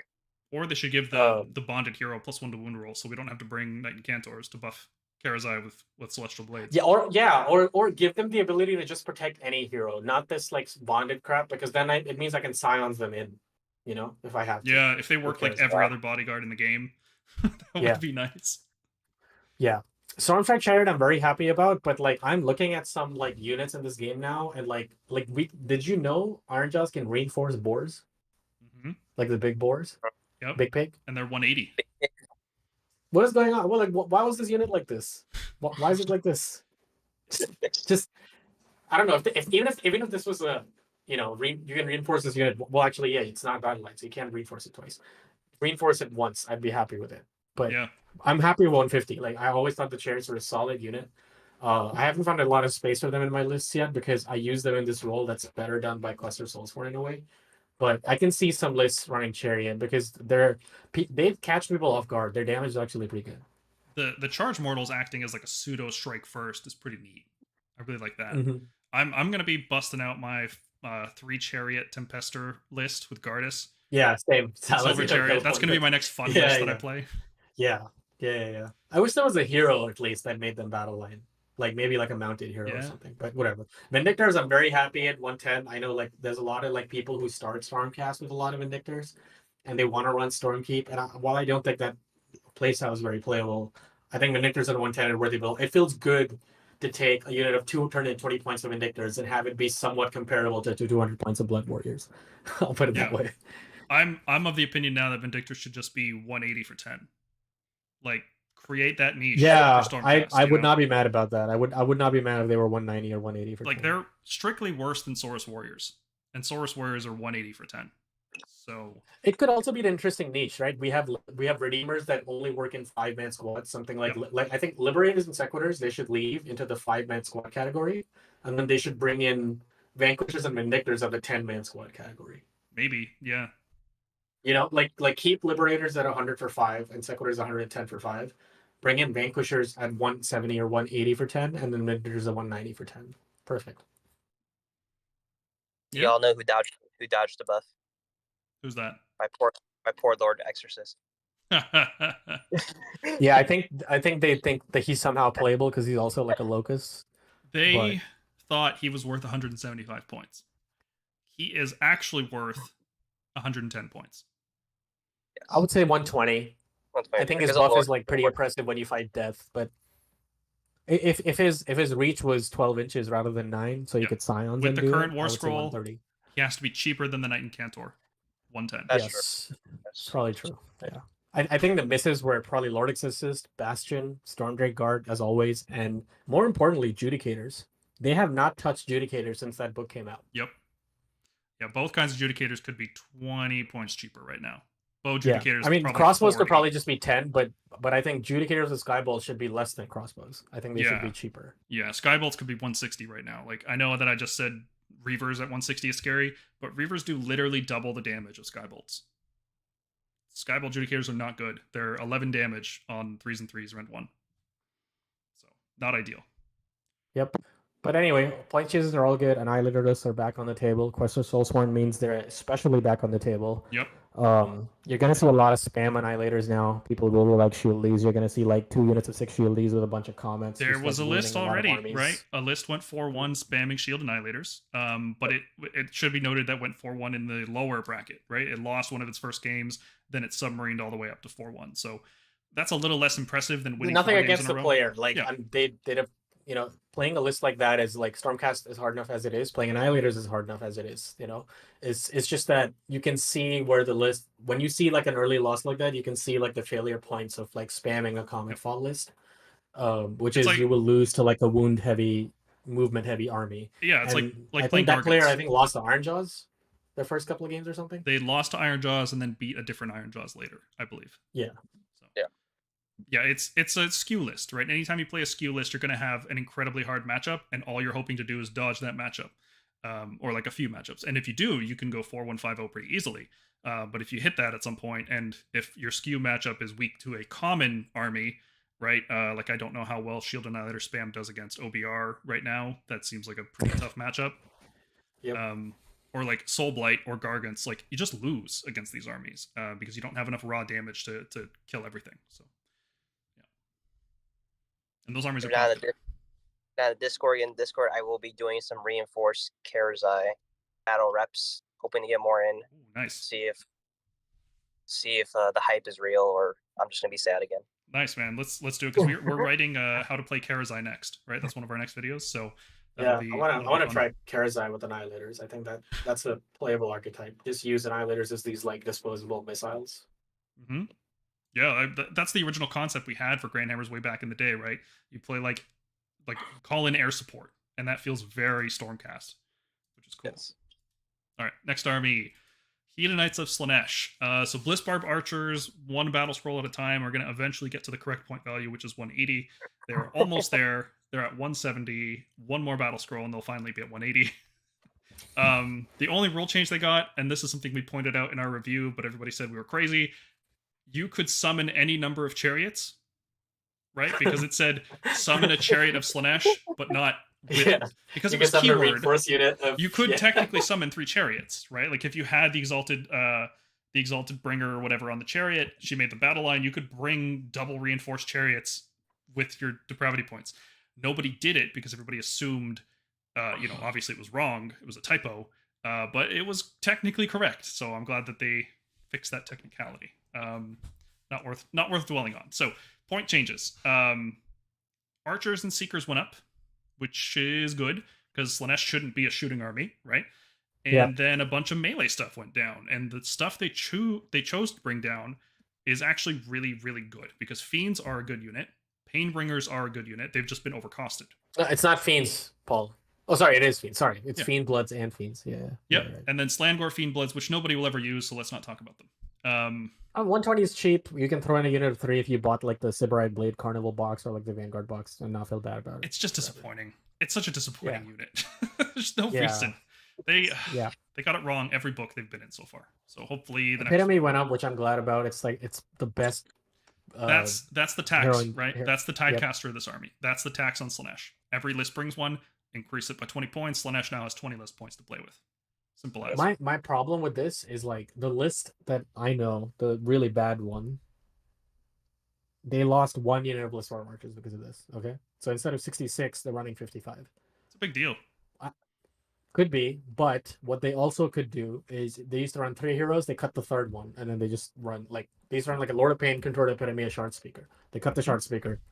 They're at the same Yeah, value. the Shard Speaker was giving them an extra spell, and it was giving them a 4-up chance to get an extra rend. Like, it's a significant impact, right? Especially this season with Locus and Acolytes. So, it's good. I'm happy that they acknowledged it. Like, hey, like this was a problem. Yeah, this book reeked of like they just didn't. It's like the inverse of Stormcast, where Stormcast had efficiently costed melee hammers and inefficient shooting. Slaanesh was the exact opposite. It was inefficient melee and efficient shooting. So of course everybody brought just the shooting because why would you bother bringing anything else? But units like Fiends are actually good, especially because I don't know if people picked up on this. They can go in Wizard Finders and they can just club zombie dragons to death very easily, while being -1/-1. They're great.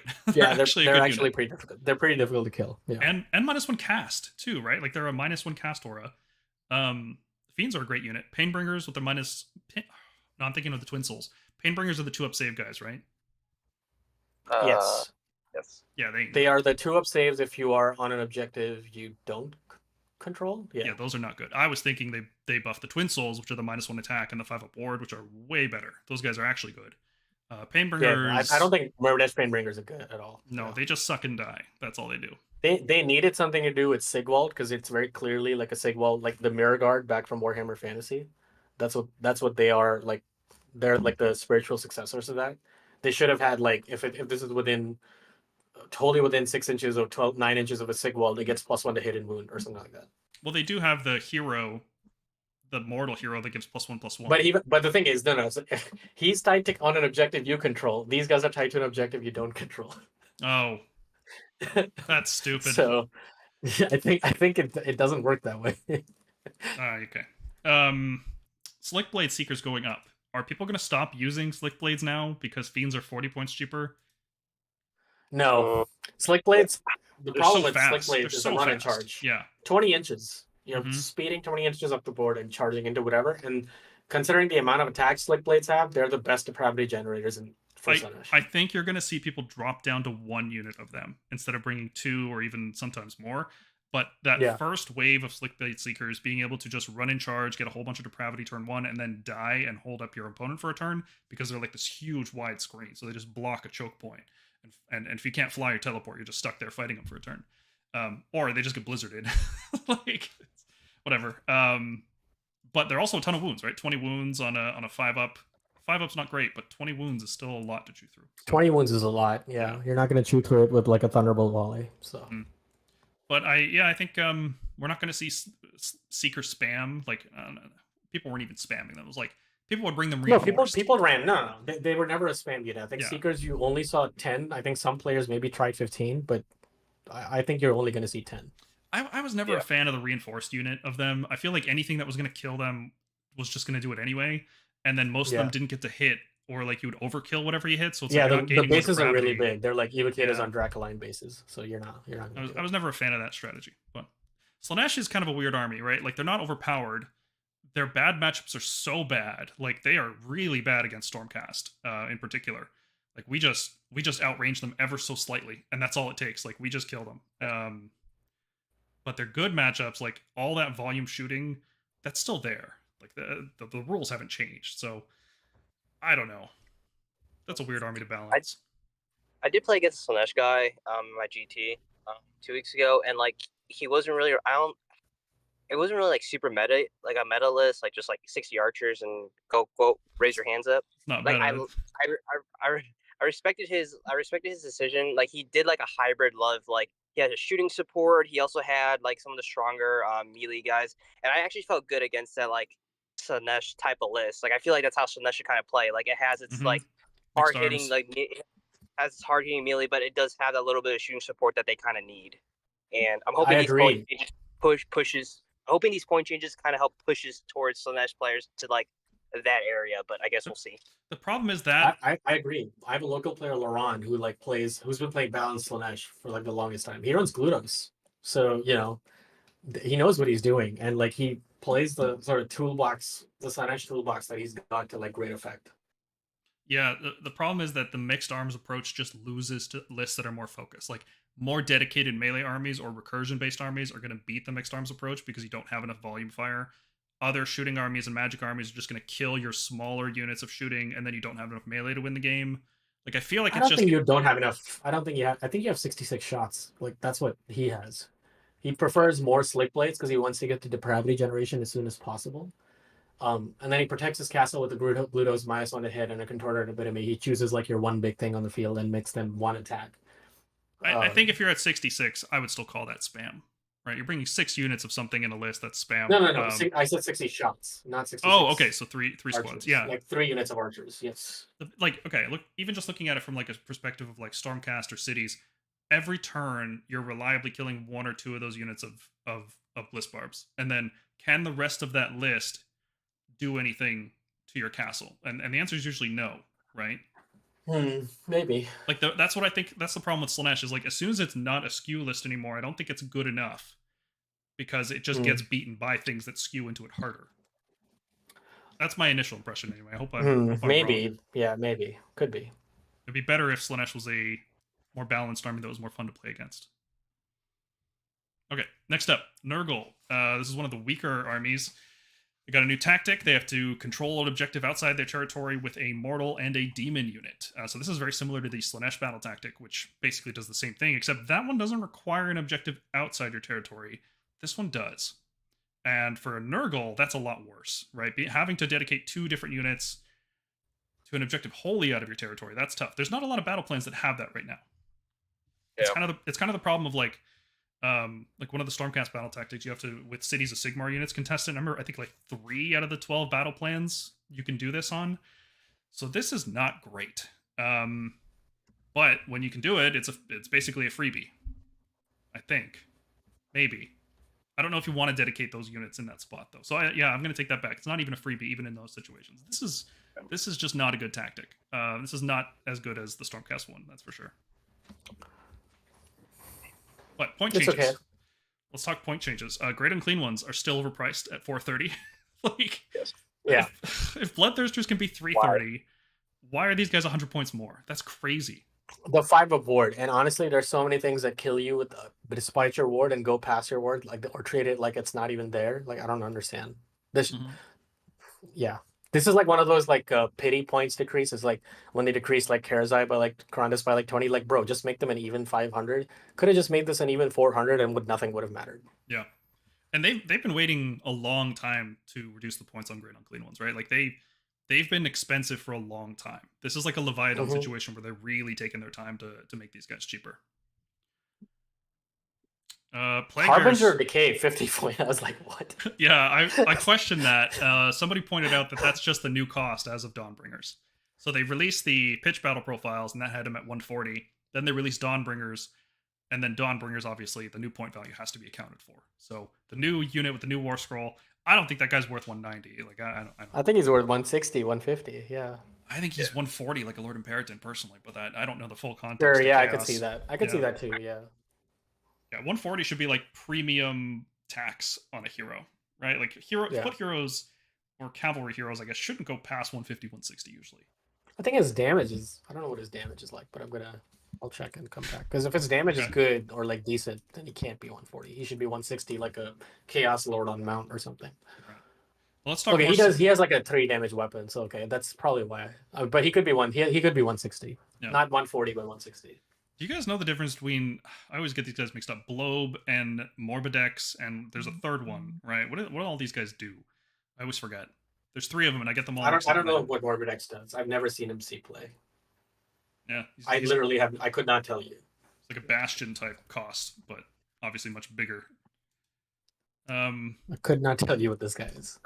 What about Blobe? Blobe is commonly used, right? Blowab, I know people call him Blowab. Okay, I don't know why. Is he on here? He's the guy who heals half his wounds taken, right? Yeah. Blowab Rotspawn. Okay. I played against this guy before. He's not super common. He's just really punchy. Like he moves decently. He moves 8 inches, but then you can run him and stuff. I don't know. He's more just like a missile. But like at the same time, like, okay, so they're okay, cool. I see it. It's like they're basically like they have a 5 attacks at -1 rend 2 damage, and then 5 attacks like -2 rend 3 damage. So they're beat sticks. Okay. Yeah. They move 8 inches. They're beat sticks. Not impressive then. I think the more impressive changes here are the Plague Bearers and the Blight Kings, and also Rotbringers. I don't know why they were like Tidecasters, like they were overpriced. Yeah, Plague Bears though. and Blight Kings. Plague Bears are spammable now, and I think Glotkin is very playable. Glotkin used to be 750, I think, or 700. Crazy. He was very expensive. Yeah. I think he was 700 because that's Nurgle's number, right? It's yeah. The stupidest reason. Glotkin right now feels really good in terms of rules. I don't know about lists with him and how efficient they are, but that counter charge ability is very strong. When you're like at the very low level and people don't play around it, it just wins the game for you instantly. But even at the high level, playing around this ability is brutal, right? Like it really restricts what you can do when they just take a central position between 2 objectives, and like whichever one you go for, you get countercharged. It's a hard ability to play against, and when it goes off, it wins the game. But the Geminids exist, so like just use the Geminids. But this is really good against something like Slaanesh, because you can just roll up to their face and then countercharge them at the end of their movement phase and not charge phase, so no unleash hell. Mm-hmm. It's strong for sure. If they can't teleport away and they can't do anything, you just run 6 up to them and then you countercharge in their turn, assuming you don't fail the charge. Yeah, because you won't get rerolls either if you fail the charge. Yeah, you don't get reroll charge commands in the movement phase, and also you've already received a command this phase, so you can't for multiple reasons. Oh, that's true. Yep. Yeah. Plague Bearers. But no, it's a good ability. It's caught my Annihilators off guard once I tried to account for it. Plague Bearer spam is absolute cancer. I hate it. Especially when you double their wound when they count. Summon a Blight Bile Piper right behind turn 1. And congratulations. You can't pile in. It's the worst. And you can't shoot the Bile Piper either. Mm-hmm. Yep. It's a well-designed game. Can't shoot him, can't fight him, just can't play. Blight Kings going down 20 points is cool. I don't know if it's enough. I like how we went full circle with that. Like they needed to get like nerfed into the ground because of fly spam, like a year ago. But like now they're like, oh, we have to retract that. Well, because they released 4 books in a row that can say no to your ward saves. That's why. Yeah. They were like, cool. Yep. They're still costed like they have the 5 up board and it matters. But then there's some books that are just like, nah. That's fine. Yeah. Okay. Rodigus, not relevant. Yeah, nothing else here really matters. It's just Plague Bearer spam and the Glotkin being a thing in the meta game now. We'll see where that leads them. Let's talk Skaven. They are arguably I'd say the second worst army, probably. Right? There's like Bone Splitters and Skaven are probably the 2 worst armies now. They got a new battle tactic, which is flee. I really hate the way Skaven talk, for the record. It's like, it's just so annoying. I guess it's supposed to be annoying, right? You're not supposed to like it, in which case it's brilliant. You complete this battle tactic at the end of the turn if a Skaven battle line unit retreated and a friendly Skaven hero retreated. So, some Skaven heroes have the ability to just retreat instead of fighting. So realistically, you just need to retreat a battle line unit. And that'll probably happen because people will slam into your clan rats, and if they survive, they get to battle shock. They get to revive models in the battle shock phase. So there's ways of playing with this, but oh man, is this a bad tactic? Like, I thought Skaven would get the best one because Skaven, I think, have the worst battle tactics in the whole game. I know Stormcast, we complain about them, but Skaven tactics are the worst, like actually the worst. And this is not that much better. It's like bait and trap and let into Maelstrom had a baby. And it's an ugly baby. You know, it's like one of those babies that looks like a 60-year-old man right out of the gate. Like it's not a pretty baby. So that's unfortunate. And they got a rule just removed from their war scrolls for the Screaming Bell and the Plague Furnaces pushed into battle. This is what required those units to have a whole bunch of clan rats push the bells into battle. And that was such a stupid mechanic that nobody played these units because of that, right? Like, even if these units were good, and the Screaming Bell is not for many reasons, such as it can give up all of its casting to become a priest, but when it becomes a priest, it doesn't learn any prayers. So it does literally nothing. You just give up your casting for no reason. It's just not good, like at all. Lower accurate Skaven. Yeah. I've chosen to make my unit weaker in the middle of the battle. That is exactly what Skaven would do, yes. Plague Furnace, if it's not seeing play, it's not because it pushed into battle, right? Like it's that's not the thing holding it back. So we'll see about that. Point changes. Let's take a look here. Help and Abomination's only 180 points now. That is a really nice change because Skaven don't have a lot of like really good melee hammers unless they go into like a heavy Death Frenzy build with Storm Vermin, and that's not super efficient and also relies on dying in order to do damage. They don't have like an aggressive melee hammer that they can use, and the help is one of the few good ones. So 20 points off that is nice. Warp Lightning Cannon's going down 10 points. That's great. That's going to be like 20 to 30 points in a lot of Skaven lists. Jezzail's going down 10 points. I feel like people are sleeping on Jezzails. They're surprisingly good, right? It's that like super low threat range. They're snipers that don't snipe. They're in the same position as Night Judicators. I thought they were comparable to Long Strikes. Nope. You use them to shoot heroes. Maybe I was thinking of 2nd edition then. Maybe. Yeah, overall, the changes are very minor for Skaven, which is surprising because this army needed more help than Stormcast did, I think. So hopefully something in a Dawnbringer book, I guess. I would hate to be a Skaven player right now and have to wait for the next edition just to have a hope of getting something new. Like, maybe this is one of those units that was like primarily designed as a sniper because it's effectively like half the Long Strike's damage. It's an artillery unit that doesn't have scions, moves 6, 30-inch range, 1 attack, 3s and 3s, -2/2. 6s are 2 mortal wounds. But now they can't snipe heroes, which is their main job. They're literally built like snipers and they can't snipe heroes from 30 inches away. You can reinforce them, right? And then more warp power and warp stun token to get them up to 3 damage on 2s and 2s. They are artillery. They have a unit size of 3. You cannot reinforce them. Why not? Because you can't. Why not? Are they single? Yeah, I think so. Okay. Yeah. Artillery doesn't mean anything. Single is what matters. Okay, they're single, so no reinforcement. That sucks. Oh, double attacks if they're you can add 1 to their hit rolls if they stay stationary. It's not double attacks. Oh.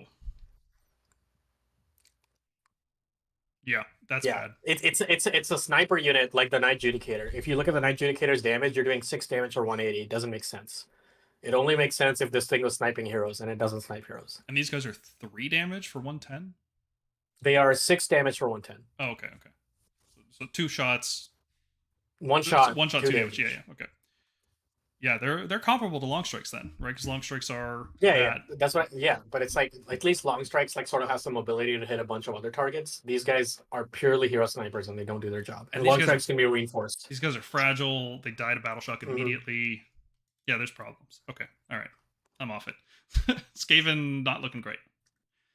Slaves of Darkness. Yeah. They had a rule change, but it doesn't matter. Trust me. Chosen are cheaper. Chaos Lord and Karkadrek is cheaper. Chaos Warriors are Vanguard is cheaper. Vanguard got cheaper. Somebody at Games Workshop just loves Slaves to Darkness, right? Like every battle scroll. This is definitely like this is someone's pet army. Yeah. Like whatever point changes, like imagine if this was like Stormcast for a second. All the points changes that we've been demanding, they've been like continuously hitting this army like every 3 months. And let's say requesting, not yeah. demanding. We've been polite. Well, sure. Requesting, but like this army just gets like nobody wanted Chaos Warriors to be cheaper. They're like, no, make them cheaper. Knights are the most used units in the game. Make them cheaper. Yeah, in that meta watch, Matt Rose was like, yeah, the Chaos Knights are doing great. So here's the 10-point cost reduction. I get Warriors getting cheaper though, because these like 10-man units are not good. Yeah. Tactically, right? They're just not tactically useful. I would rather have 5 Liberators for 100 than 10 Chaos Warriors for 180. I've had this exact talk with a few people when they mention how good Vindictors are now. I'm like, why do you think they're good? I'm like, well, he's like, well, you can take 10 or 15 Vindictors and stick guards behind them in grid. I'm like, okay, cool. So that's 330 plus 150. So that's 460 points. 20 Chaos Warriors of Nurgle do the same thing effectively. And like innate 5 award and everything, and they're not good enough to see play. Mm-hmm. Why do you think that will be? It's and Chaos Warriors are even better, right? They get the Nurgle mark, they get banners, they get 5 up rally Extra sometimes. attacks when they're trying to contest an objective they don't control. They get to roll on the table if they're undivided. Yeah. Like they're just the best version of this unit. Mm-hmm. And they're not good. And at 180, it's going to get to a point where they're like 170, 160, and people just spam them. They bring like 10 squads of these guys, and that's like the worst list to play against. But it's so much meat. So, Therodons keep going down because they are a glass cannon, but now you can bring a reinforced Therodon for 300 points. This is basically their Annihilator. Therodons. And these guys got a lot worse because there was like this neat little combo that like Darkness used to, well, I and like a couple others used to like talk about, was you could take the Soul Screen Bridge, you could put Mark of Slaanesh on these guys, you could Soul Screen Bridge them up, and they would have a 7-inch charge against something. Yep.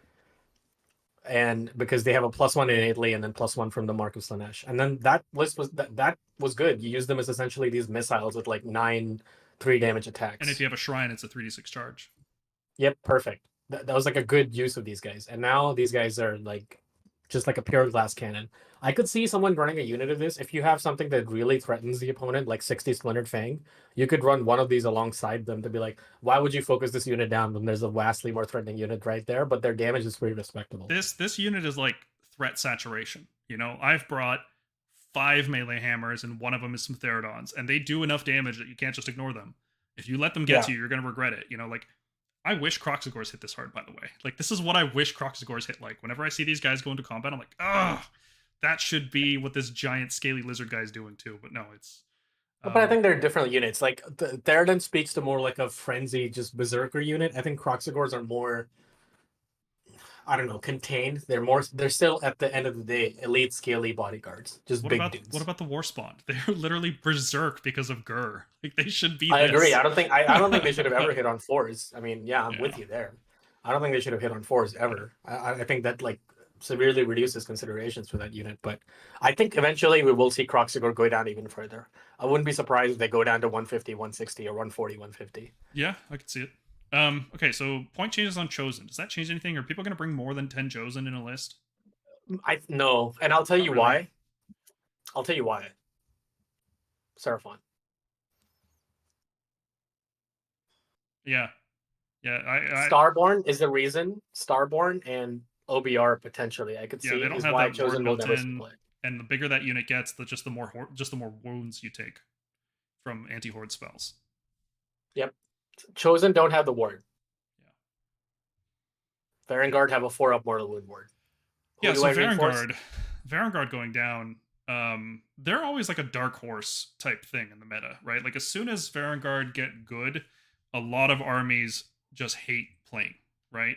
Because they have a very particular play style, and if it works, it's so awful. But it's super fun for people who love it, right? Like, I'm not going to disparage people like this play style. But this, like, incredibly aggressive... This is basically Storm Drakes. These are slower Storm Drakes. That's the same play style here, right? You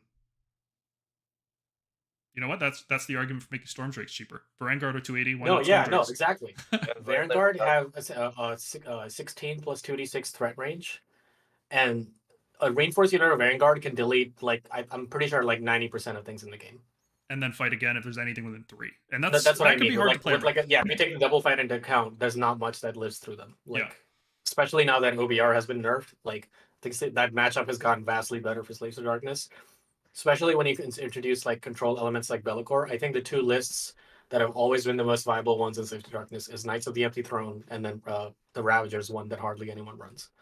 Do you think there's any play in running the high volume weapon with Hoarfrost on a reinforced unit of Vanguard and Cabalist to get the reliable cast? Hoarfrost on Vanguard is a waste of time.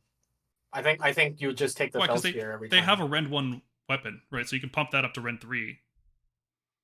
Sure, but how useful is that for like Just you're relying volume. on a D3 roll? It's That's my problem. It's a 66% increase in volume over the other weapon. The other weapon is what, 6 Sure, damage? but then and you're this is relying 10? on a D3 roll is my problem. You're not That's doing true. it.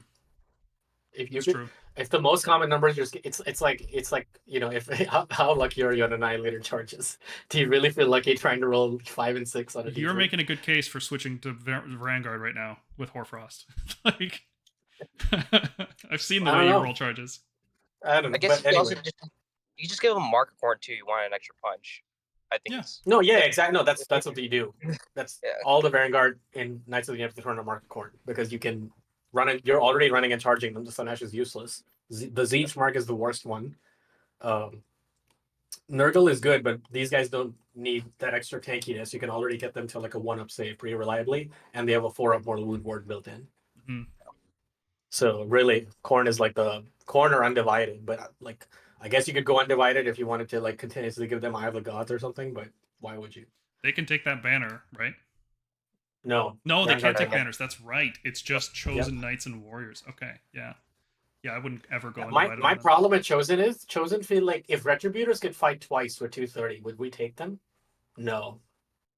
No, the problem No, isn't we the wouldn't. damage. Retributors do a great damage. It's the delivery. Yeah, no, I'm saying no, Chosen do good damage. Like even with the fight twice, like they have mortal wounds, it's fine. They just don't have they're too slow and they don't protect themselves enough. Their 3-up save is just not good enough anymore to last against Seraphon.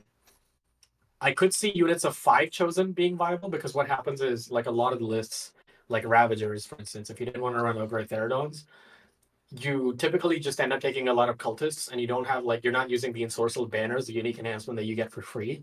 So typically the recipients for those end up being knights, or you could take like 30 Splinter Fangs, stick 5 Chosen behind them, and use that as like a counter punch hammer to like hit over your Splinter Fang twice. I can see that. The problem is that this book is still Splintered Fang and Friends, right? Like nothing else matters. It's until they Vanguard nerf and Splintered Splinter Fang. It's Vanguard and Splinter Fang. Yep. It's so dumb. It's been over a year. Sorry, it's Be'lakor and whatever Be'lakor and Vanguard and Splinter Fangs. Yeah. It's pretty silly. All right, Nighthaunt, another one of those very weak armies that needed some help. I saw this change to their grand strategy, and I was like, what is actually the change here? I went and looked it up. The way it's written in the Battle Tome technically doesn't work the way you think it does. It's like the Nighthaunt units have to have no enemies near them, but it's actually the enemy units were contesting. Like it was actually just the complete opposite of what they were trying to do. But anyway, they fixed it. I don't know if that grand strategy actually matters, so whatever. But point changes are much more impactful. Blade Geists are down to a more reasonable level. I think 160 is still They too just took much. back all their points changes. They The ones unnerfed that they them. made randomly, Yeah. that they increased points on Nighthaunt for no reason. And we basically guessed that was because some Slaves of Darkness player got their butt handed to them. Oh, By Fork Nighthaunt. Ethereal is bullshit. Ugh. Yeah. And then they just raged and typed out a bunch of points increases for right Nighthaunt. Well, let's take a look at the units specifically they changed, right? Blade Geist, which so Scarlet Doom, Dreadscythe Harridans, so that's Quicksilver Dead, Hex Rates, which are everything. Like I That's think the every- unit that sees the most play. It's the most Yeah. wound efficient unit in that book. Yeah. And then Olander finally going down to a more reasonable point value, 270. If Olander can be 270, Bastion can be 270. Celestin Prime can be I 270. agree. Yeah, There's hope. I agree. I think she's good at 270. I think she could be 250 and 260 and be better, but I think 270 is a good point value for her. I'm seeing more in her like included more and more Nighthaunt lists. She's like a great tech piece in an army that really needs it. This is like one of those armies that like just the fundamentals weren't right. You know, like when you look at the Vanquisher box and you're like, why doesn't this unit just exist in unit sizes of 10? Why can't I just take the banner and the horn in unit sizes of 5? Mm-hmm. This is like that army. It's like the minimum size here is 10. Why can't they just like fight in 2 ranks? Why do I need to like do this crap with like Grimgas Reapers, and like why can't I use all these other units I have? This army just doesn't reinforce well is the problem. And like it's just been way too expensive for too long. So I'm glad that like at least one part of the problem is solved. I wish that they would release like they did for the Ironjaw supplement. Just give us new war scrolls like you did for Broken Realms when like Idoneth got like a bunch of new war scrolls. Just give us like 2-inch reach on all these units. It would be fine. Well, remember, they did get new war scrolls in Broken Realms, right? Harridan's got Did new they? war scrolls. The Cruciator came out and got a new war scroll for them. Well, yeah, but like the coherency thing screwed over. Yeah, it did. It really did. It wasn't honestly that bad until the power creep from newer books came in. Like Nighthaunt were, if you remember, for a time, such a scary army to face that we did a how to counter Nighthaunt video. That seems like a complete waste of time right now. But back when we made that video, it was like, this is an army people are genuinely afraid to play against because it requires playing against them in very specific ways. It was a respectable army back then, and people talk like I often like I'm in a Nighthaunt chat, and you know people want like the army to be way better, which I understand. But I'm like I would rather that all the other books were at Nighthaunt's level rather than Nighthaunt having to be raised. 100%. The game was I better think when this armies book were has- weaker. Yes, this is a example of a book that felt thematic. The abilities were good, they're strong, but nothing's like you just take this and your opponent's like, well, what do I do? I can't do anything about this. It felt good to run this book, and now it's just like, ugh. Yeah, that's not to say Nighthaunt shouldn't get, brought up to the same level as everybody else now, given that that's the paradigm we're in. But I agree with you. I would prefer if everything else was just at this level. Like if this was the benchmark that every army was at, the game I think would be more fun, more tactical. Mm-hmm. Yeah, I agree. I guess we'll see if this is enough. Go ahead. I guess this is also like another argument for like probably like external balance. Like maybe like I wish they would just give her a battle regimen and just add in a lot of the good other ones that people liked, like Galley Vets. Like Nighthaunt with Galley Vet, like that, like Galley Vets made Nighthaunt like a real threat. Yeah. Yes. And like they took that away, and then like now nobody cares because bring they back can't sharpshooters fight. too. Bring back sharpshooters. Bring back Galatian Command. Bring back. Command I can live without. No, just bring it back. There's a lot of heroes that want to be fighting alongside. Like I love the Merlusa Ironscale and Galatian Command with a bunch of snakes. Take Battle Regiment out and bring all the past battalions from all these like seasons you've done back in. I think it'd be great, except for bounty hunters. Like screw bounty hunters. No, please, just bury that. Just never. I like the idea of getting damage bonuses against specific types of units. What +1 damage obviously is too much, but if it was +1 to wound, sure. Why not? Sure. Right? Yeah. All right. Next. OBR. So, Immortus and Stalkers revive with 4 wounds allocated. So no more chain revives, and every time they revive, they automatically just take a bunch of wounds. This is making their revive weaker in every possible way. And Catacross went up 40 points. Cavalos Death Riders. I think actually the Cavalos going up is more impactful than Catacross. Yes. Because Death Riders, we gave them a very high ranking in our review, and I don't regret that. They are the premier battle line over Mortec. They're surprisingly the best unit in the book. Very, very good. So all of these units, little point changes here and there. And then Harvester, Crawler, they went down 20. Nobody cares. Nobody uses either of them. But Mortec Guard down 20. They are now a 130-point unit, and they are an absolute blender of a unit. They do so much damage, and now that you can bring 20 of them for only 260, that feels really good. I think the problem is 4-inch move. Mortec Guard lists. I think Mortec Guard are good. I think that makes OBR a lot more predictable than Cavalos. Yeah.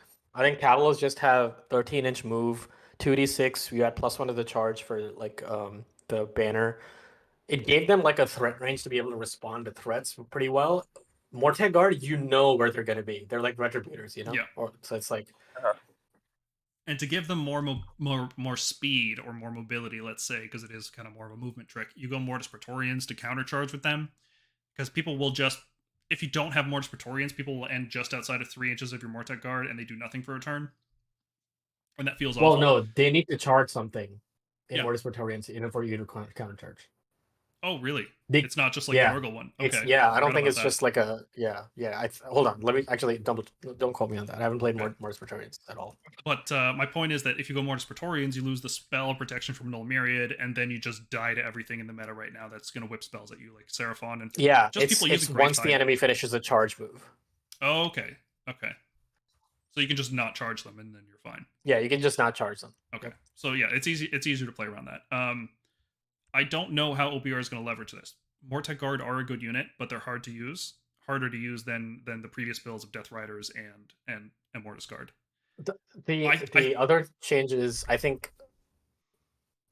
The problem is OPR has always relied on the Mortec Harvester sort of like combination, but I don't think the Harvester is good enough for Mortec Guard right now. No, he is not. I think what you have to use the Harvester for is either a 160-point mini monster missile that can move 9 inches with the command and just hit something, because it has like 6 attacks at 2 damage and 4 attacks at 2 damage. So like it's got 20 damage like potentially. It's pretty good for 160. Plus it's a monster, so it does like roar and stuff like that. Plus, it's got 2-inch reach, and Mortec Guard bases are like 25 millimeters, so you can like stick it right next to your Mortec Guard, and it can hit over their heads, or it can absorb wounds for them because people might be afraid of this thing and want to try to knock the Harvester out. Would you It's like ablative wounds. Would you ever bring multiple Harvesters at this 160 point value? Like, would you bring 2 or 3? I wouldn't bring 3. I might try 2. They're so cheap. Yeah, it's like I think of it as like a. What if I had like a 10 wound infantry unit that could move 9 and hit something? Yeah, think of it like a chariot at this price point. Yeah. Chariot. I think that's the best one. It's a monster chariot. It's a monster chariot that sometimes revives things. Yep. Why not? Why not? I'd consider bringing 2. I just wish it was an actual harvester and not a recycler. Yeah, I feel it's a recycler right now. I wish like the only thing they have to do is like say you can pick an enemy and a friendly unit, not just a friendly unit. So would you pivot into Mortec Guard, or do you think you're going to go like MSU Stalkers now, or what? What's your plan with OBR? My plan is like, okay, so I was never running the double Mortarch build. My build effectively from the last build that I had was Archon, Bone Shaper. I might switch one of those Bone Shapers out because the revival, leaning too heavily into the revival isn't worth it in my opinion. Bone Shaper, and then I might go Ossiarch, and then I go or Leech Cavalos. I think Leech Cavalos is very playable now.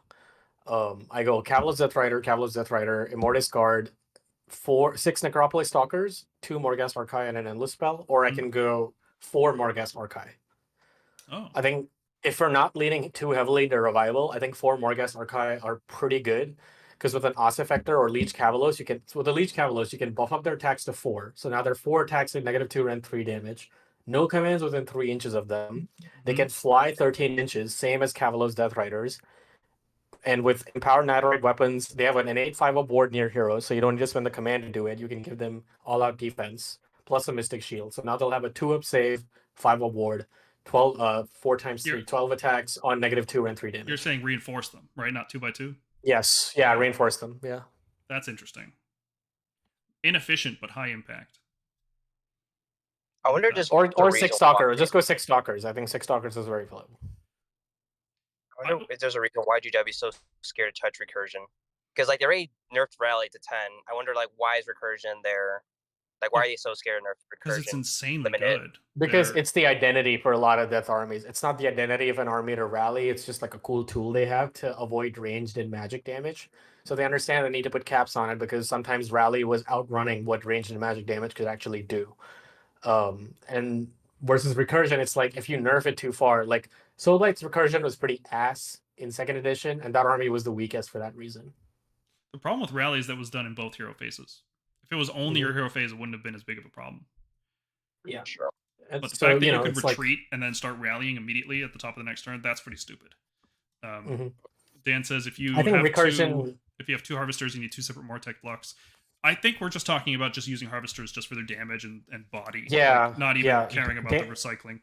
Yeah, you don't care about like because the thing is the Mortec Guard now has to survive the damage.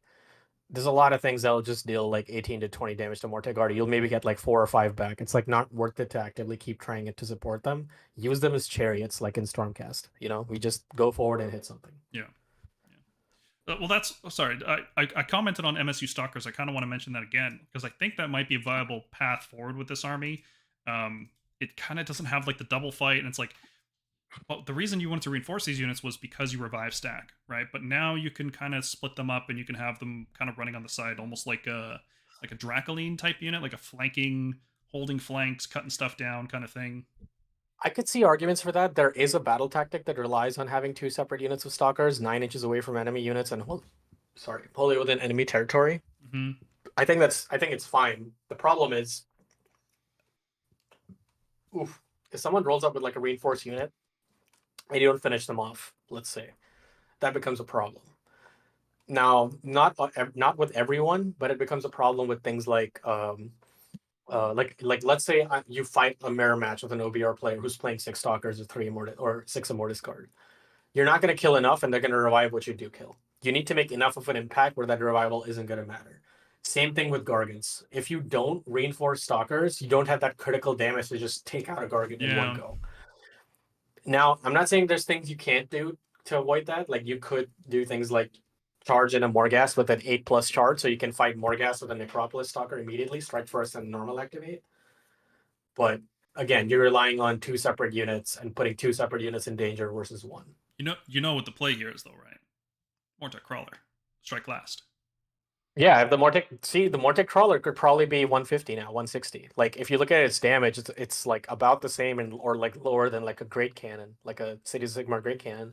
Just put it to 160, and I would actually consider it as like a tool to like go fight last with minimum size units.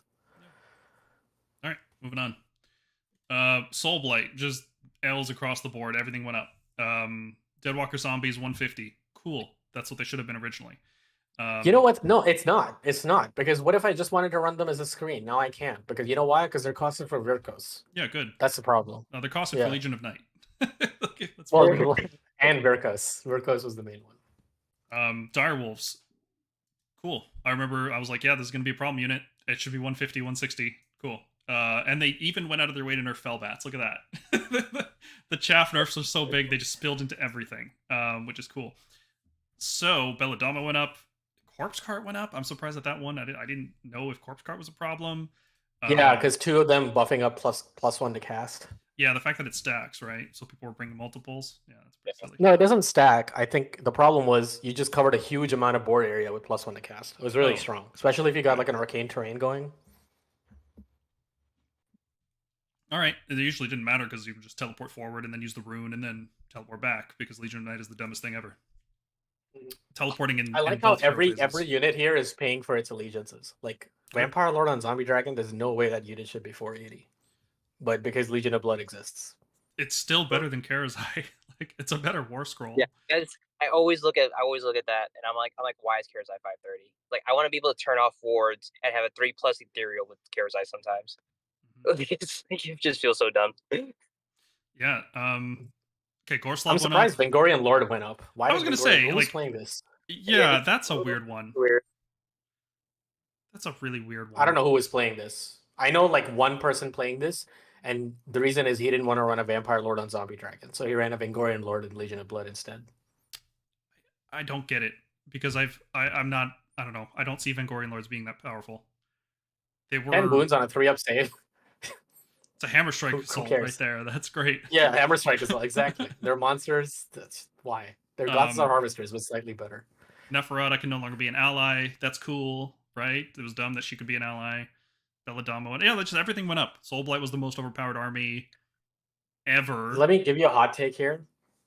I don't think this nerfs them at all. Or okay. I'll be more honest. This nerfs Legion of Night. It nerfs Legion of Blood. It nerfs whatever people who were like dedicated hobbyists and were trying out the Fringe Avengery lists or the Castellite lists. It does basically fuck all to Virkos. And I'm sorry for the expletive guys, really? But it's like because Tordelius nerfs, Direwolf Virkos nerfs, list Zombie just nerfs. went 5-0.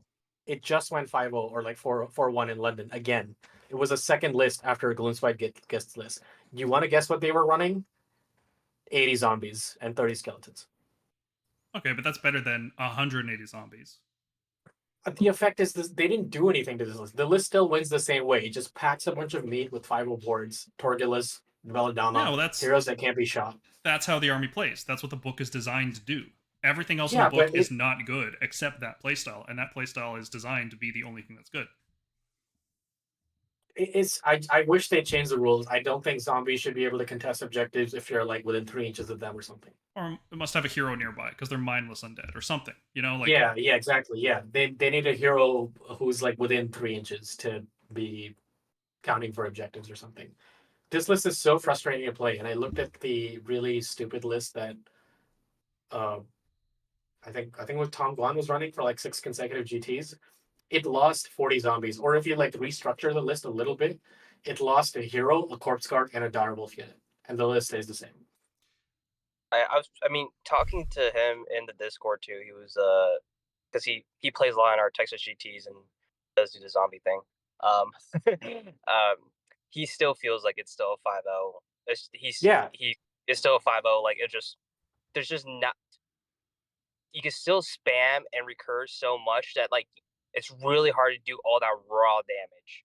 Like it's really hard. You could lose. He was running what? I think his list was 40, 40, 20, 20, 20. So that's 40. What, like 140 zombies? Yep. You could drop 20 zombies, a corpse card, because he was running 2 corpse cards. And I think he can drop, like, he was running like a couple of Fellbats or like a Weird Ghost Bloodborne. You could drop one of those units and you are good. It's the same list, 100 zombies. The difference between 120 zombies, 140 zombies is minimal, Paul. Like, you are not, like, if people can't shoot through 100 zombies, it's not going to matter past that point how many more zombies you have. Well, that's, okay, I'm certainly biased here because we play Stormcast, who can deal with that. We can kill 100 zombies. I don't think so. You don't think so?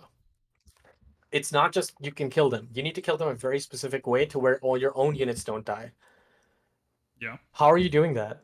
Like, if I can kill zombies all day, yeah, sure, only shooting, but it's like I don't know. If I charge them on a flank too, right? You reduce the amount of mortal wounds. Sure, but they're 25 millimeters. That's the problem. If they were 32s, like with Khorne, I feel okay about murder rolls because I'm like, cool, you'll deal maybe like 3 mortal wounds to me. But cool. I can't do that with zombies who are on 25s.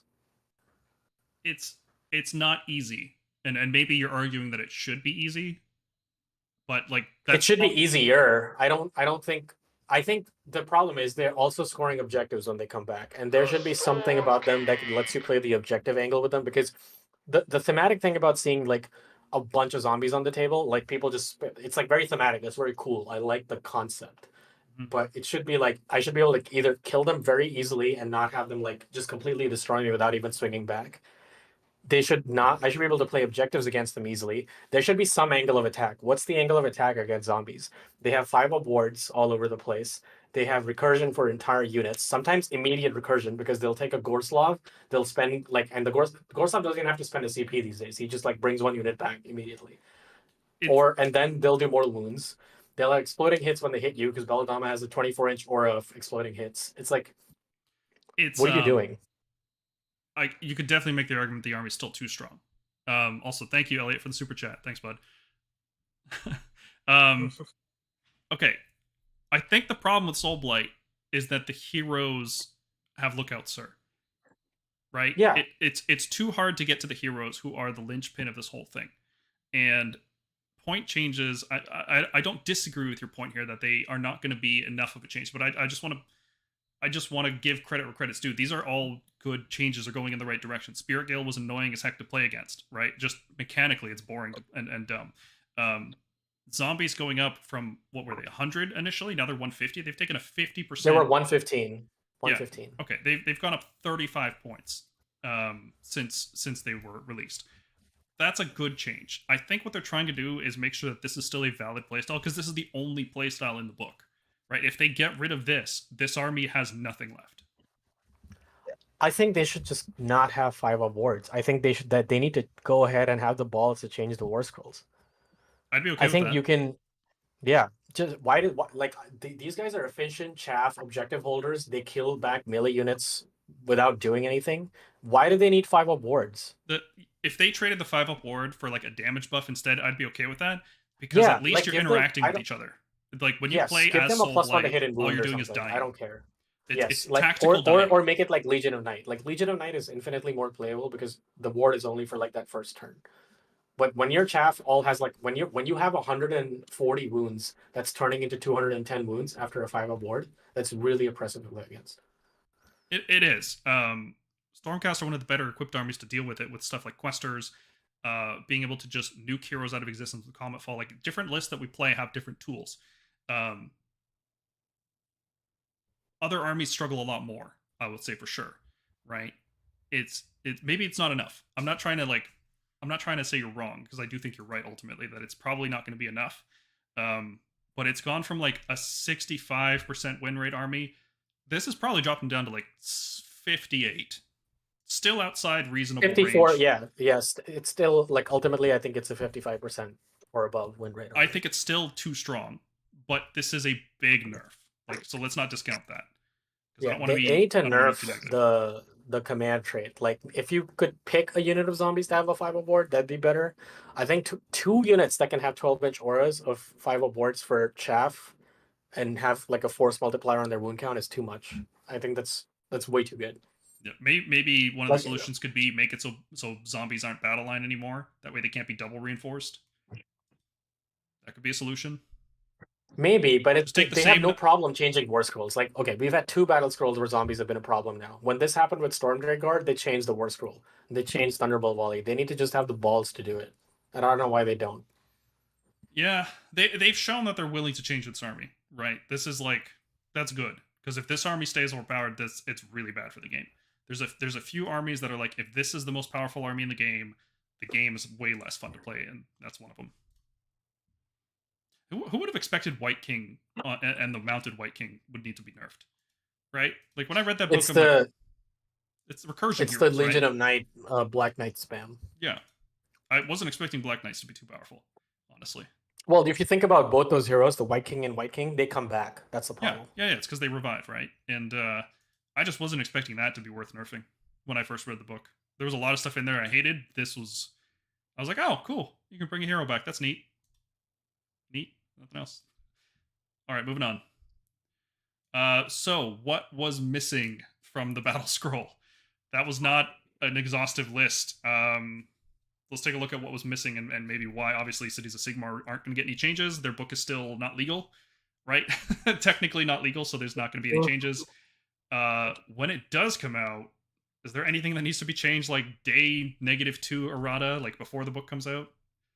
I think it's a points issue. I think Fusiliers could go up 10, 20. I think Pontifex could maybe go up to 20 or like 170. Seraphon players are looking at the Pontifex like, oh, more mortal wound output in the hero phase. Let's do it. Yeah, it's a comet. It's a free 100. It's a 150 point comet for them. Yeah, on a 3-up every turn. Yep.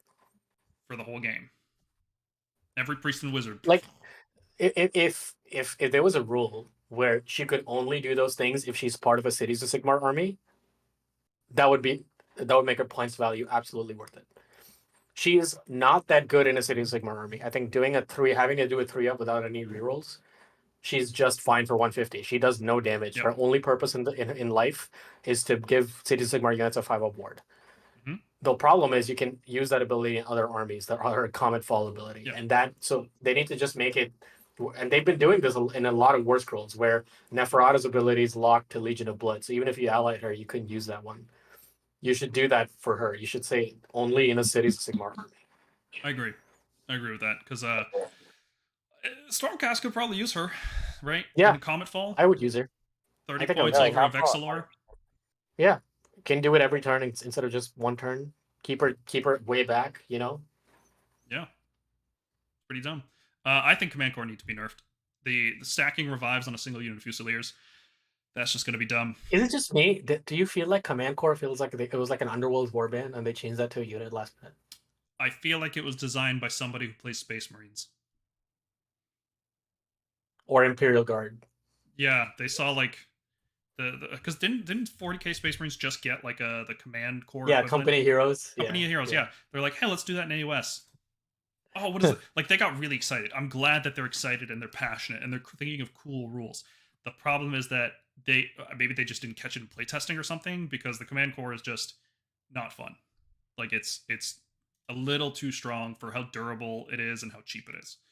It's so strong that it's probably going to get used as an ally just for the 4-up shut off command thing, because it's also just a unit that revives itself 3d3 every turn if you try to shoot it or whatever. So yep, if you try to shoot it and it survives with one model, that model is going to be the surgeon, and he's going to revive the whole squad. Yep, pretty dumb. And they don't battle shock either because they benefit. Yeah, that's true.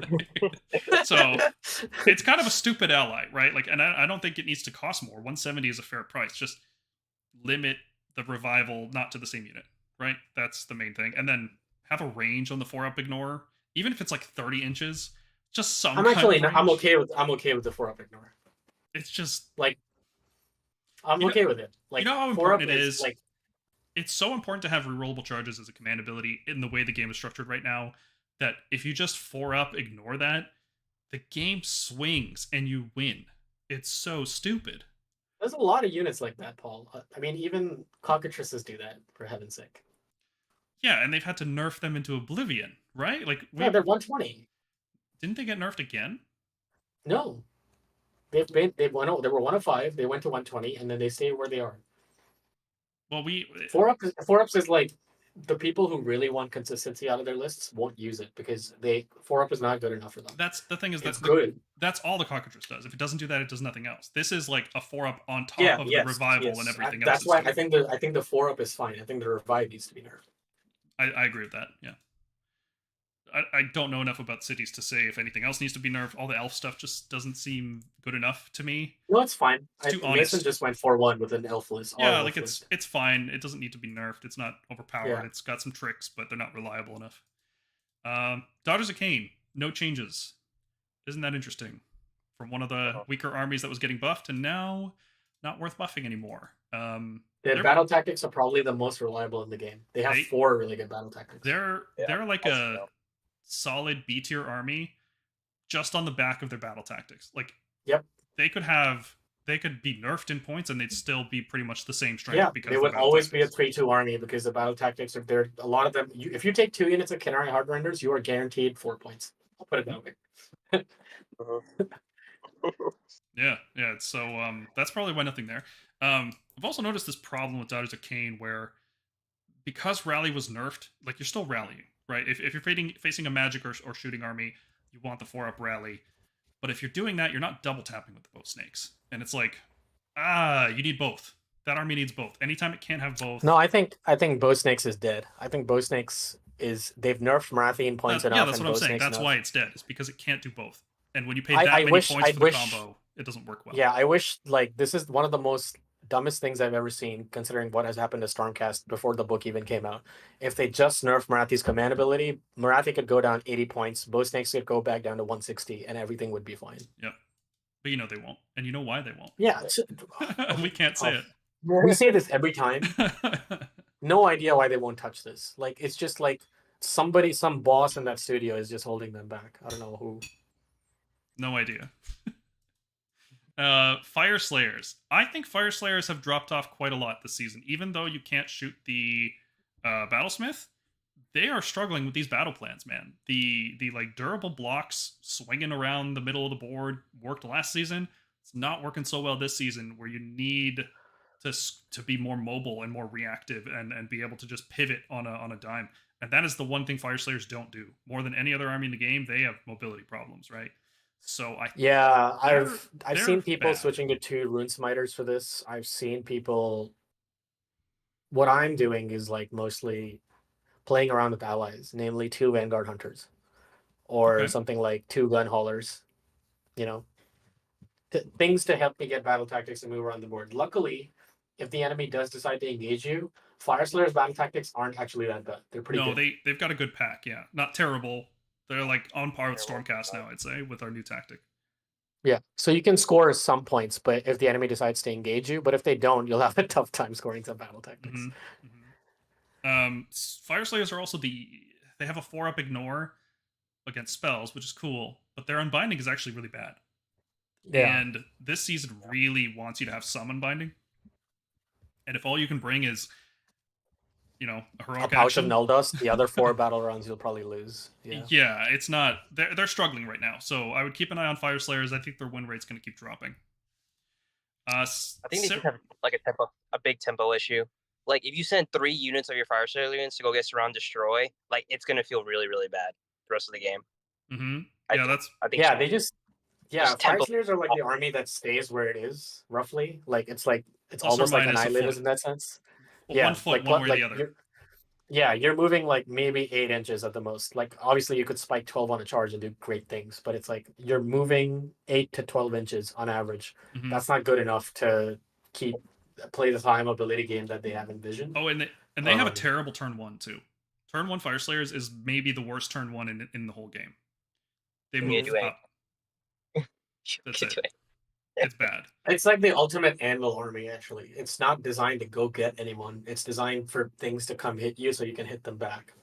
Yes, explicitly. I think there's a lot of Fire Slayers people that disagree with me on this, like in like a lot of the places that I talk about. But I think Maggotrots are too expensive. I agree, 100%. I agree. I think in the meta that we are in now, post Corn, post Gits, post whatever the hell else has come out, I think they're too expensive. They're like 40 points too expensive each. Mm-hmm. Yeah. Seraphon got 1 change and just, but Slan Starmaster went up 15 points, which is absolutely not the thing to nerf in that army. That army did not, like, the Slan Starmaster is the tax on that army, right? You have now taxed Coalesce out of having a Slan. Coalesce players are not going to use Slans anymore. Nope. And Starborn. They'll use 2 Starseers or Croak. Yes, and then Starborn's going to keep doing exactly what it was doing, which is to bring a Slan to teleport Croak forward, and if they ever W, the game's over. And then if you're playing Dracothian's Tale, you also drop guard in front or whatever. So that's cool. Seraphon probably going to be the top army after all this shakes out, right? Like, yeah, the Incarnate build is dead. Incarnate build is dead, and Null Myriad is still the way it is, and that still presents a threat to Seraphon. But I think it's to the point where, like, the list that they were running, which is Catacross Arcane, does not have the board presence now where Seraphon can actually like try and compete. Mm-hmm. And that list won't see play. And when you like take everything else, Seraphon wrecks. When you kill guard, they come back much slower, and that's a big deal in that matchup. So Seraphon looking like top dogs, and it would have been nice to have like a preemptive nerf there. But we'll see. Yeah, but but mechanically, I think if you keep nerfing Seraphon points, you just end up punishing Coalesce. No, their points are still too high. I think a lot of their stuff is just overcosted. Especially because every list starts with Slan, Astrolith, Starseer. That's like 500, 600 points just sunk in every list, and there's nothing you can do about that. So you only really have 1,400 points plus a command core, really. And that doesn't feel very good when you're also a low damage army. Seraphon are not particularly high damage. Like, Chargers are high damage, but they're inaccurate, so it's kind of a weird mix. Chargers are only high damage if they're contesting objectives. If something really gets in your face and you're not standing on circles, that's going to be a problem for Chargers. Yeah. Agrodons are great. Like, they are a high volume unit. But they're really only good in Coalesce, which is not good. Devin, I don't think it's the Starborn command trait that's really the problem, right? Because if you don't have a Lord Croak with that Starborn command trait, you're missing out on enough summoning points to get Cleanse the Realms every turn, right? The problem is Croak. The problem consistently has been Croak with that army. He's always too efficient for what he does, and when you bring an extra 4 spells per turn that also do 4 D3 mortal wounds to 3 different units, so 12 D3 mortal wounds per turn, let's say pretty reliably, the extra summoning points aren't what's causing that damage.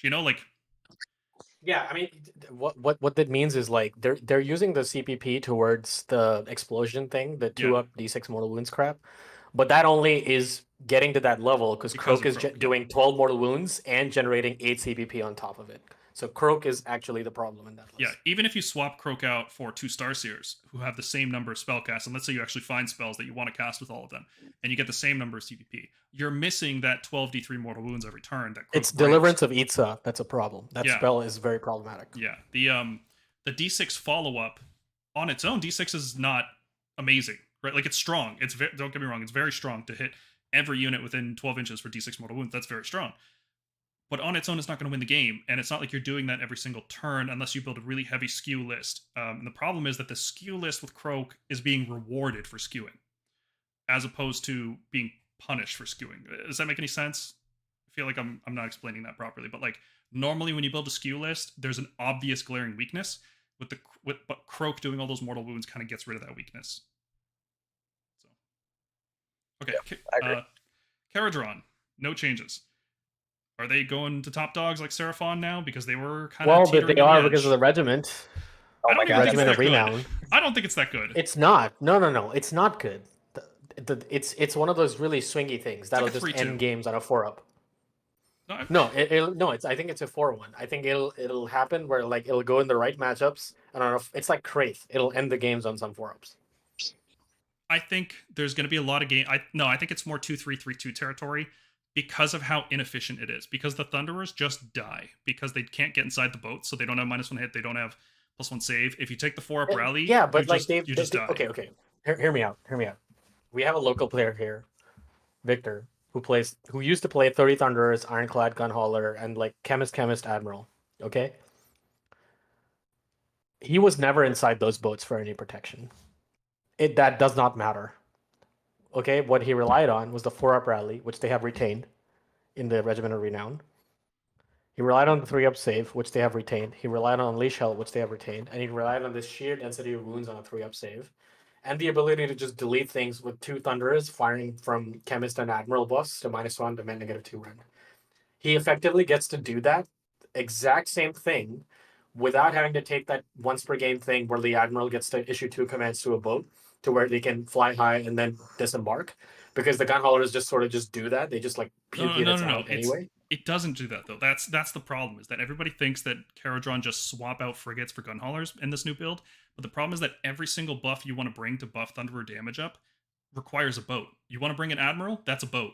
You want to bring a Chemist? Yeah, That's another boat. No, let me tell you the list. So the list is Chemist, Admiral, 15 Thunders, 10 Thunders, or 15 if you want to go either way. 5 boats. Done. Okay, so that list just dies. Like, if the For boats what? die, the list does nothing, right? If the Okay, boats... but you're talking about a 2-drop that's going to outdrop most armies in the game, especially a lot of shooting armies. It's going to go advance. Boat's going to turbo boost themselves turn 1 to an 18-inch move. They're going to puke Thunderers out 3 inches away. So that's 21 inches. Thunderers have 18 and 12 on most of their guns. That's 33, 34 inches. Most things in the game you can hit that way. Sure, but without +1 to wound, and without the buffs on like all of that, because you've only got one Admiral. So I mean, one no, they're gonna gonna lose to OBR with Aura Sterility probably. They lose to so much. Who cares? They just have a lot of shots. They don't care about +1 to wound in that instance. That's why I'm saying it's more and that's like against 3-2. one target. Like they didn't care about that anyway. It was a pretty big deal because when you delete a key thing, like that's how shooting list typically plays. You delete key threats, right? You got to be but precision. now you have a 4-up double shoot, right? So like that's what I'm saying. Like they roll that 4-up, and it's on every shooting unit all the time, even when they unleash hell. So it's like everything fires, and then everything gets to try and fire twice. So even if you fire again with half the units, you're making up for that +1 to wound against that one critical target. I don't know. I'm not sold, because anytime I hit Thunderers when they're not in a boat, they just crumble and die, right? Even with all that defense to get 2 up and 5 aboard, it's they just die. They're Liberators, man. They're 2 wounds on a 4. Yeah, but there's 30 wounds on a 3-up save. That's the problem. Not 5, 10 wounds on a 3-up save. 30 wounds on a 3-up save that gets to rally on a 4-up on my turn for the free command point from the Admiral is like, that's a lot different than 5 Liberators on 3-up save. No. Think of 15 Liberators, right? That's what we're Sure, thinking. but they don't. Yeah, but okay. If you shot 15 Liberators and you killed all but like 2 of them, and I get to rally all of them back, I would feel a lot better. Well, it's not just shooting though, right? Because if you're shooting, you just shoot the boat, and then Thunderers do 0 damage because they can't teleport. Well, okay. So let's say you shoot them and then you charge them. They unleash hell, and God forbid they get to unleash hell twice. But you and I both know how easy it is to play. I think you have to see this list in action. I think it's like Kraith. It's not great. Like Kraith is not like winning any games because 4-up is very unreliable. But if they get to 4-up roll across the entire army, I think it's just going to end some games on that 4. It's going to be awful for casual games, but I don't think it's going to dominate the competitive scene. I don't even think 4-1 is 4-1 would be like the limit of that one. I don't think it's ever going 5-0. That's my opinion.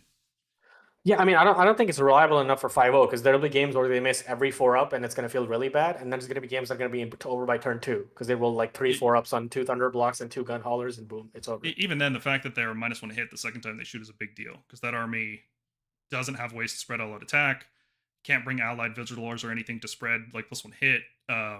Like when you're shooting on 5s, it's pretty bad. And then force a wound in some cases, right? Like even if you're on like 4s and 4s, that's just bad. It's such a swingy thing. It's gonna have huge consistency problems, and then there's so many counters to it, right? Like any shooting or magic army just kills the boats, and then the Thunderers do nothing. Melee armies just overrun you. Like Ironjaws just runs right into that and crushes them. Because without the boat giving a -1 hit +1 save, that's not ideal. But anyway, I think you're wrong, but I would be glad to be wrong. I just Yeah. don't think this is a good design. I think they took everything that was people hated about that army and made it significantly worse. Yeah, double tap is always a scary thing to give an army, even if it's on a 4-up with a -1 hit the second time. Like it's just doubling. It's like a ward, right? It's just force multipliers. They are just going crazy with force multipliers at the end of an edition. Where have we seen that before? Every other game they've ever designed. Okay. Sylvaneth. Do they need buffs? Because their win rate is plummeting. Why is Sylvaneth struggling? I think Sylvaneth is better than people think. I think it's one of those armies that people just don't play enough because all their buffs about reaching out and touching enemy units relies on 2-up rolls. Yeah, they've got consistency problems, man. Especially in this anti-magic season. You have to cast a spell, you have to roll a 2-up, then you have to finish your 7-inch charge. That's the problem. Mm-hmm. And they've lost the insurance policy to that, which used to be Battle Mage. Yep. So they're in that spot where sometimes they will not roll a 2-up and be really, really sad. I think Seraphon also just absolutely destroys Sylvaneth. There's nothing they can do about that. Yep. I think there's nothing they can do to Soulblight. Yeah, they don't have volume, right? Kurnoth Hunters, like how many times have I used Kurnoth that Hunters, yeah, we're like Annihilators. You know the whole meme with they wish they could do this or whatever. Yep. Look at what they need to do to mimic a fraction of our power. Yeah. Like, so Yeah. it's that meme, and it's a lot worse because they will kill like 20, 30 zombies. The zombies will come back and they'll destroy half the unit on the kickback mortal wounds. Mm-hmm. Yep. It's pretty bad, and those happen before you teleport, right? That's what they eroded. Those happen before you fight and fade. Yeah. Yep. So that's Sylvaneth are struggling. I think they could still be fixed with point costs. I think they just don't have enough stuff right now to give them tactical options. I don't think it's them that needs fixing. I think it's zombies. Like this is the game we're in, and right? I think if you fix KO, Soulblight, and Seraphon, I think that army's a lot better. Okay. Yeah, maybe they just keep it going the way it is. I think against all the other armies, I think they have great matchups. I think they're good. Still have consistency issues though. Sure. I mean, they do, but it's not a bad army by any means. They have all the tools needed to like pull out wins, despite a 2-up roll failure. I'd call them like below average, but not weak. That's probably what Sylvaneth. They're like, I'd call them A tier, but like low A tier. Low A. So yeah, I would call below average like C. Like average I don't think they're C at all. Okay, I think they're high B. Yeah, I would call them somewhere B. Okay. Yeah. Beasts of Chaos. No changes again. None needed. Yeah, just like they're not good. They're not bad. They're in the sweet spot. They're a solid army. That's outshone by what's dominating the tables. Yeah, and almost nobody plays them, which is good. Yep. No, people play them, but it's like they're a one-trick pony. They have 6 to 9 Bulgors, 40 Gores that they push in your face. If they get a double, cool. If they don't and they die, then they just die. That's it. I've been thinking about this lately. Sylvaneth and Beasts of Chaos both need like a different allegiance, like Stormkeep for Stormcast, which is like a completely different playstyle. Because if you want to play Sylvaneth, but you don't want to teleport Kurnoths and do like teleport charges out of trees, just shit out of luck. Like, sorry, pick a different army, right? Like, there's no other playstyle. We're gonna have to wait for the Sylvaneth expansion. I don't know what they're gonna do to Beasts of Chaos. My guess is we will go back to a meta where Dragon Ogres come back in Andtor where they can see play again. Oh god, don't remind me. That was awful. Okay, Blades of Corn, no changes. Should they have been nerfed? They should have been nerfed. And if so, how much? How strong is Corn, and how much is a nerf justified? I think they're strong. I think they're strong more in the sense that it's a very gotcha army that people can't play against. David, are you saying something? Your mic is breaking up. Oh yeah. So I do agree. I don't feel they're still pointed enough for their Legion's abilities. I just like I think the War Scrolls and stuff like are fine.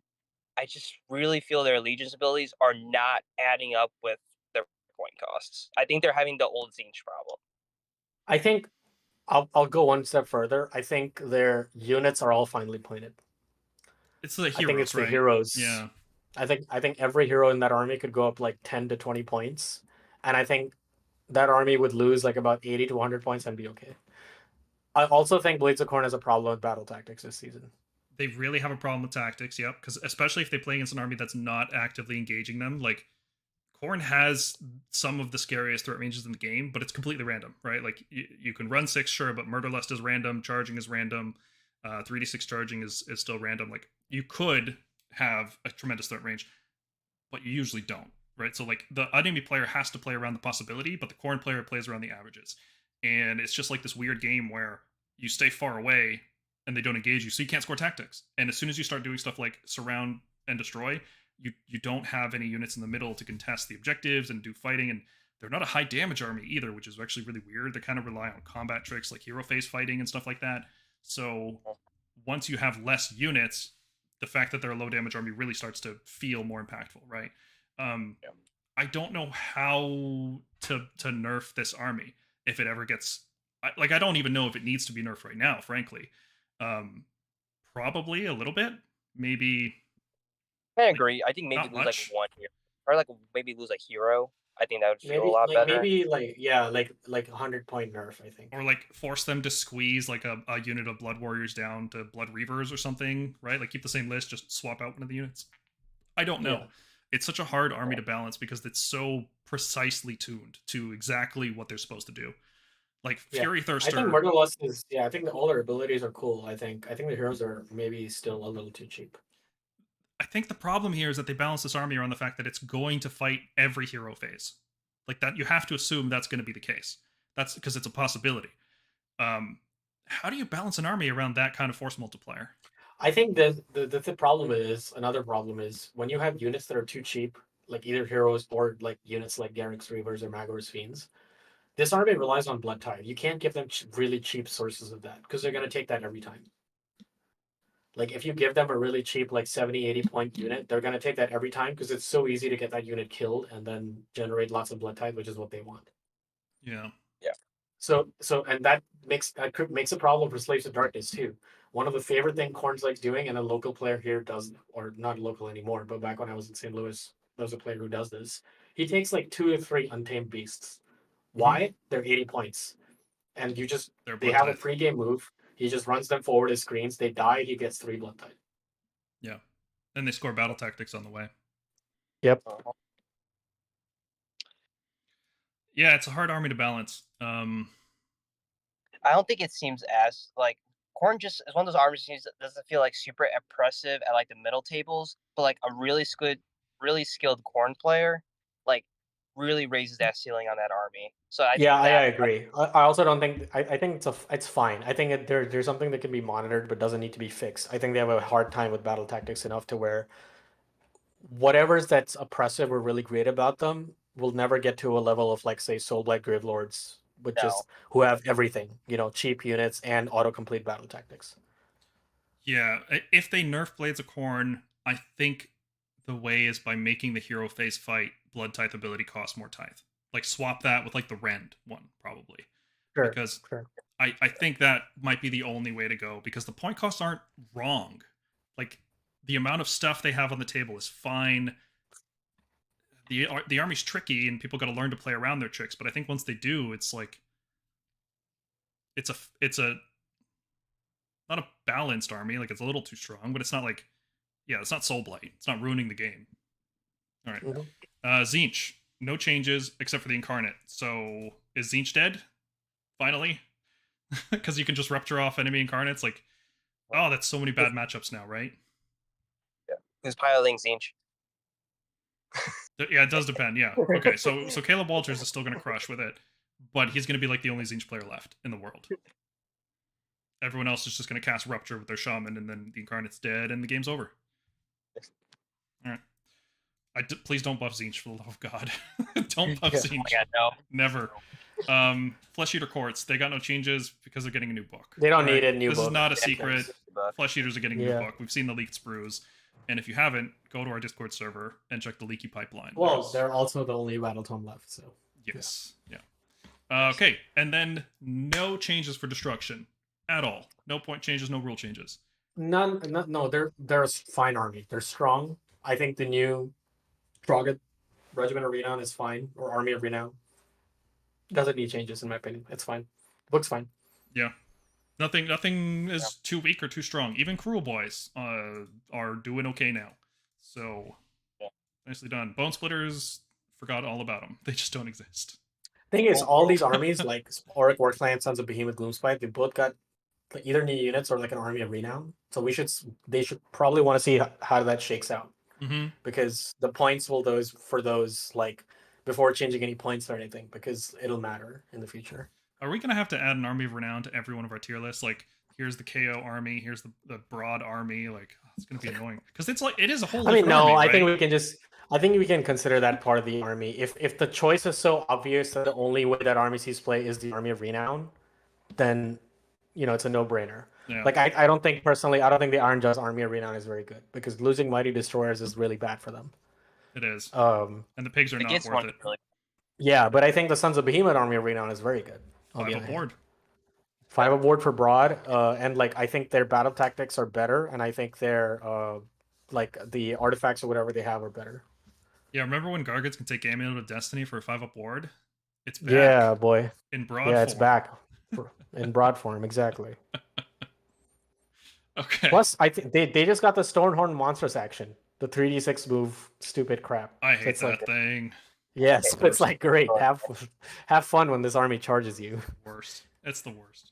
Okay, all right. Let's finish off our stream talking tier list because we got it right. Let's go through this quick. It's 3 hours almost. Jesus Christ. Jesus. Well, we just talked like about every army, so this shouldn't take too long. Beast of Chaos, average, right? B tier, yeah. They're a one-trick pony. If you know how to beat them, or they don't get the double, they're dead. Yeah. So let's say S tier is too strong, needs to be nerfed. A tier is you're above average, right? These are the armies that are going to 4-0 and either convert to a 4-1 or a 5-0, or they just feel better. Average is like, yeah, you can 4-1, you can 5-0 if you're really good, but it's usually 3-2-4-1, that kind of territory. C tier is worse than that, and D tier is too weak. Yeah, Khorne. A tier. A tier, yeah.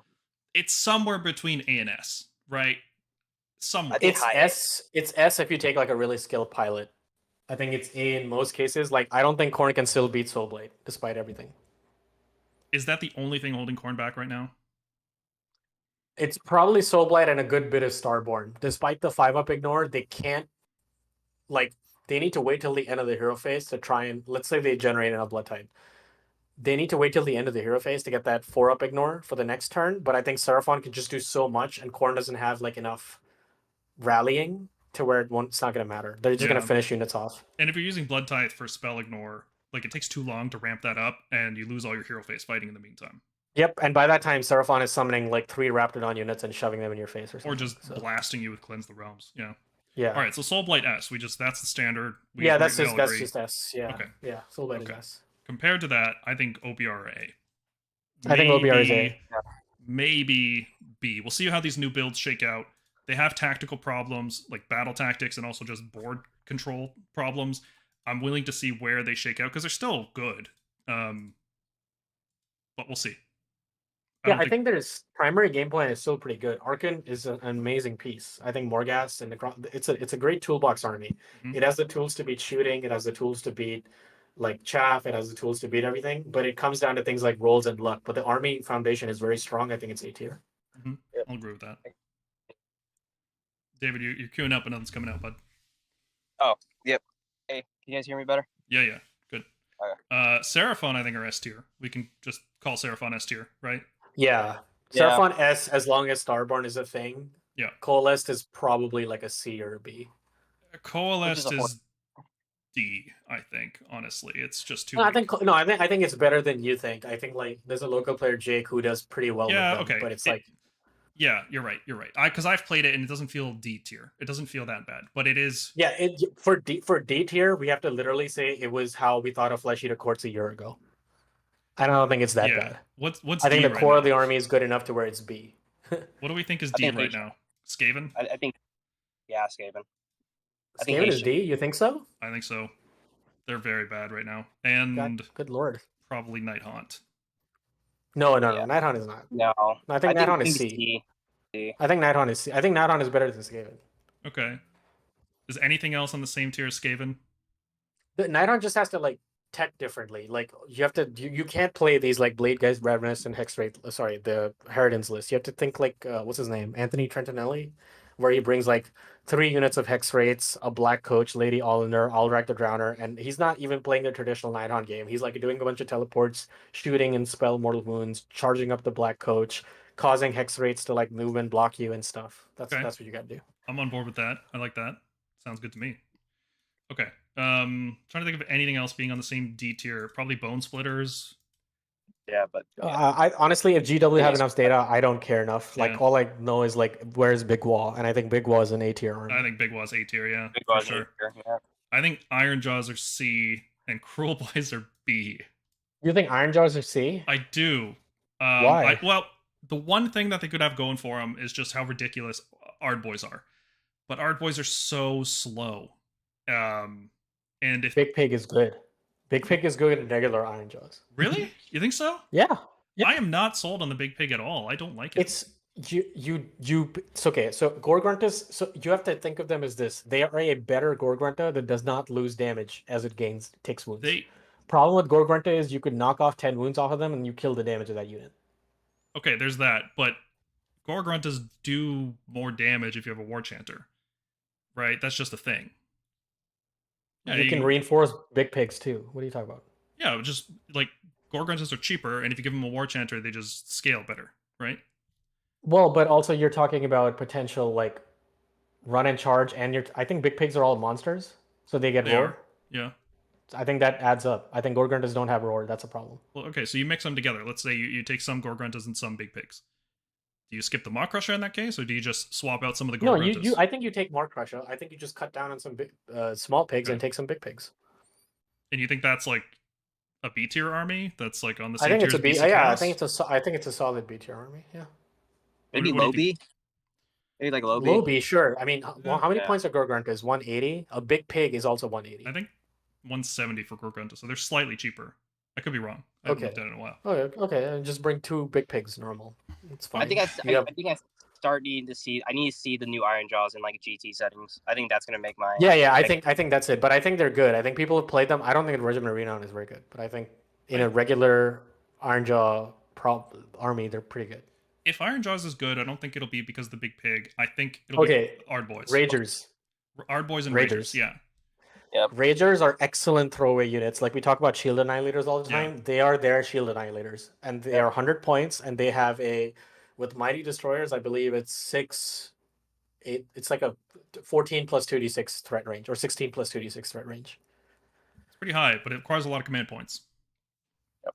And So resources. it requires 1. Run 6 and Mighty Destroyers. Yeah. So 2. And no, I guess every unit can get run 6, so if you bring multiple, it's fine. But a War Chanter buff on them is good, but inefficient. There's better units to War Chanter. I mean, even if you don't, they're 2 damage a pop. Like, who cares? Isn't there one of the sub-factions lets you War Chanter 2 different units? Choppas, I think. Might see play. But But it only honestly- lets you do that to Brutes and Art Boys. I don't think it lets you do that to Ragers. What? That's so dumb. Oh. That's ridiculous. Okay. But yeah, I mean, have you guys seen the damage on Choppas charging with a War Chanter buff? Like 6 damage per model. Just a 10-man. That's like Witch Elf damage. It's stupid. And that's on 3s, Rend 1, which of course are Iron Jaw, so you can pump that up to Rend 2 pretty easily. It's silly damage output, really. But I think Iron Jaws actually just look worse because they lost their option to take 5-man Ardboy squads as cheap battle line. I think you'll see some big pigs taken purely for the monsters action and roar abilities too. Like, because they have something called Flatten in the Mud, which is like if you charge against like a 1 or 2 wound unit, you can make it strike last. We should mention there's currently a rules error with those units that says like you can charge immediately, but if you're within 3 inches of an enemy, you can't charge in this game. That's just a core rule. So as it's written, the big pigs straight up don't work for the unique thing they're supposed to do, which is funny, and that they should have run of that. Yeah, we'll see the FAQ. Yeah, Just give it a month. FAQ. They're just but I think Ragers are good. I think Ragers are good in Big Wall. I think Ragers are good in normal Iron Jaws. I think they're good. I know like personally know. You remember Dinos for our corn stuff? He's running 3 units of them next. Okay. in his Iron Jaws list. I want to see how they do. Like I'm willing to be proven wrong about the big pigs. I'm not impressed with them though. He uses them like the same way we would think of in what was that unit? Ogre Theridons. Like, you cannot ignore this unit, because if you do, they will get in your face for 100 points and cause absolute amounts of mayhem. Okay. Fire Slayers. Is there an argument for them to be C? Because I feel like they're weaker than. No, I feel like there will always be at that 48 to 50%, which I think is like a B tier army, because they're good enough in their basics enough to where they can out compete with like a lot of stuff that's in this list, but not with like the S tier at all. I feel like they're dropping down to below average strength, but okay. I think it's just like No, every other. I think the Grimrat Berserkers have like the Grimrat Berserker and the with the Pouch of Null Dust and things like, you know, like the Hearthguard Berserkers. I think they still have some play. Like, I think Grimrat Berserkers are good now. I mean, not that heroes can be shot. It's a good list, you know. It's true, yeah. All these like hammer units just can't be shot. Okay. Idoneth. I say higher B now because of sharks. I think just sharks. Yeah, I think Sharks spam is B tier. I think that's Sharks very plus Reavers. Sharks plus Reavers is like a list you have to respect now. It's such a skew list. But it'll That's take B-tier. games. Yeah, fair. I don't think it's particularly good, but again, that's from the Stormcast Seraphon perspective, where it's like, oh, I just do everything you're trying to do better. Seraphon literally does not care about anything in the B tier. So like that's like they're just like, oh, you're a B tier army? Here, welcome to CPP. Yeah, welcome to the lower bracket, son. Yeah, welcome to the lower bracket. Okay. Tzeentch. Where's Tzeentch landing? Because if before the Incarnate Nerf, I would have put them in A, but now with the Incarnate Nerf, they're not looking great. I think like low B, unless Caleb Walters. Somewhere B. If it's Caleb Walters, it's like an S tier army. If it's not, I think it's high B. I think their basics are still good. I think they even if after losing because they got like a teleporter with Underworlds, and they were teleporting and doing Merciless Blizzard a lot. Yep. And after that's gone, and the Rupture thing, they have to go back to their Changecaster tricks, which only Caleb is doing. But the core of the army, as a counterattack army with Merciless Blizzard, I think is still good enough to where it's B tier. Like, if you approach the Tzeentch Castle with Pink Cores and Acolytes, and they just Merciless Blizzard you off the board and summon another Lord of Change, I think that's a good play still. It's just not as good as Seraphon or Soulblight. Yeah, it's worse at doing the same thing another army's doing. Yeah, their tactics are also pretty good, right? Like I think their tactics are also probably helping them a lot. Too. Yeah, they have a completely autocomplete grand strategy, which you can do absolutely jack about. Mm-hmm. And their battle tactics, like 3 out of the 5, I think are pretty good. Like, there's one where they just have to cast 3 spells with like 1 character. It's like cool. Pretty easy.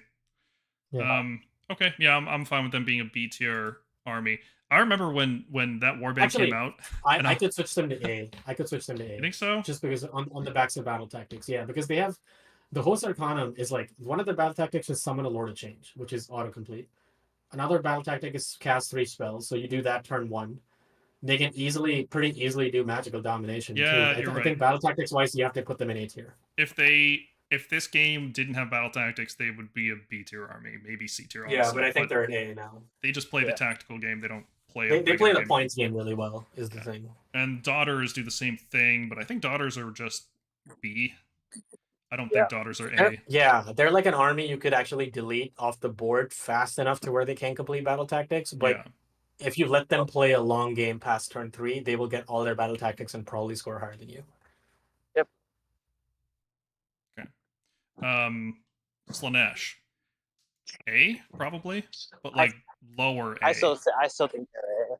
Yeah, I think they're A. It's that skew list, right? That skew list that just loses Sigwald or whatever, and just trucks on, and I think it just deletes a lot of armies. Like, what is Firestar's going to do against that? No idea. Nurgle, C or B? Maybe probably B. Honestly, I don't know. Either high C or low B. I still feel like they have a good amount. They have a good amount of tricks, but I think that again, I think it's the issue. You're cutting out. You're breaking up a lot, David. We can't hear you at all. Can't hear you, bud. I'll try to guess what David just said. He just said they have a lot of tricks, but all their tricks are only good against the other B tier and C tier armies, and not good against what's in the S tier. They have some cool Can stuff. you guys hear me? Yeah. Okay, cool. Yep. All right. But yeah, I think just the top armies just turn off wards so easily now. It's like it kind of cracks the fundamentals of Nurgle at the core. Being Yeah, it's like if an tanky, army they said just we turn can't silence. tanky. like what are you supposed to do? You know? Yeah. Yeah, okay. I'm willing to call them high C, maybe low B, something like that. I feel like we're putting too many in the B, so I'm gonna lean towards C for Nurgle. Honestly, the game would probably be good if everything was in B or A. I agree. There's too much stuff up here. All this needs to come down. Slaves to Darkness, I think, is the definition of a B army. It's really good into what it's good against, and it has none of the recursion, high magic, or summoning tools to compete with what's in S or A. Summoning Ravagers is pretty good, though. Yep. Let's be real. Ravagers keeps this army relevant. But I think, like, okay, yeah, I guess if we don't count S, then I think you could point them as an A tier army. I think they're B overall, just because the vast majority of players still aren't playing Splintered Fang.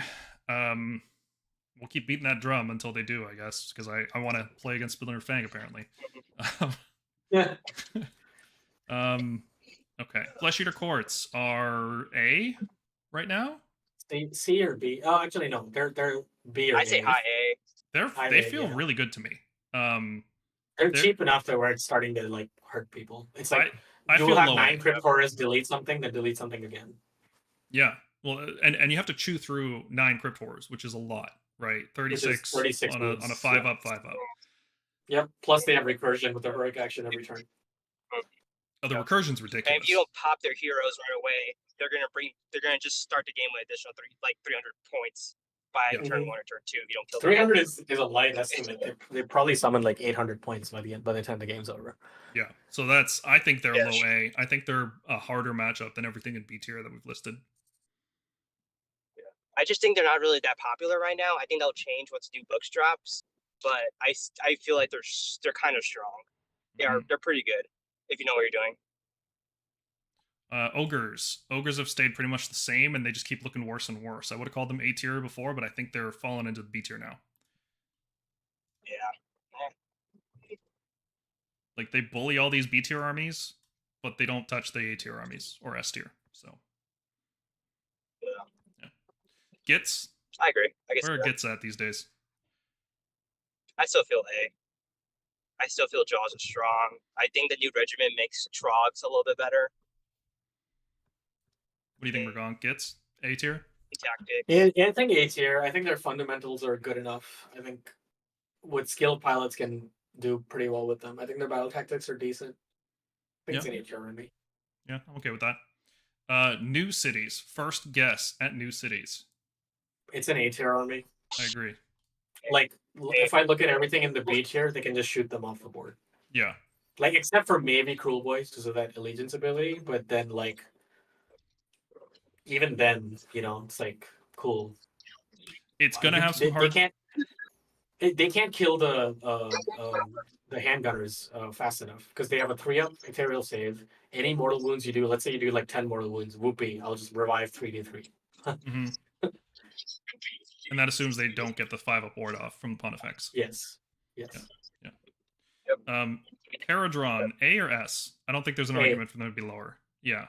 No, I don't think they can be. I don't think they're S. I think high A. Yeah, I think they can deal with Khorne. I'll be honest. Yes, they shoot Khorne off pretty well. They can all struggle. These armies, except for maybe cities, they can shoot off pretty well. They can really. Slaanesh is like unless KO whiffs massively on like hit rolls or wound rolls, which I've seen happen against Slaanesh, but they can kill Slaanesh, they can kill Khorne.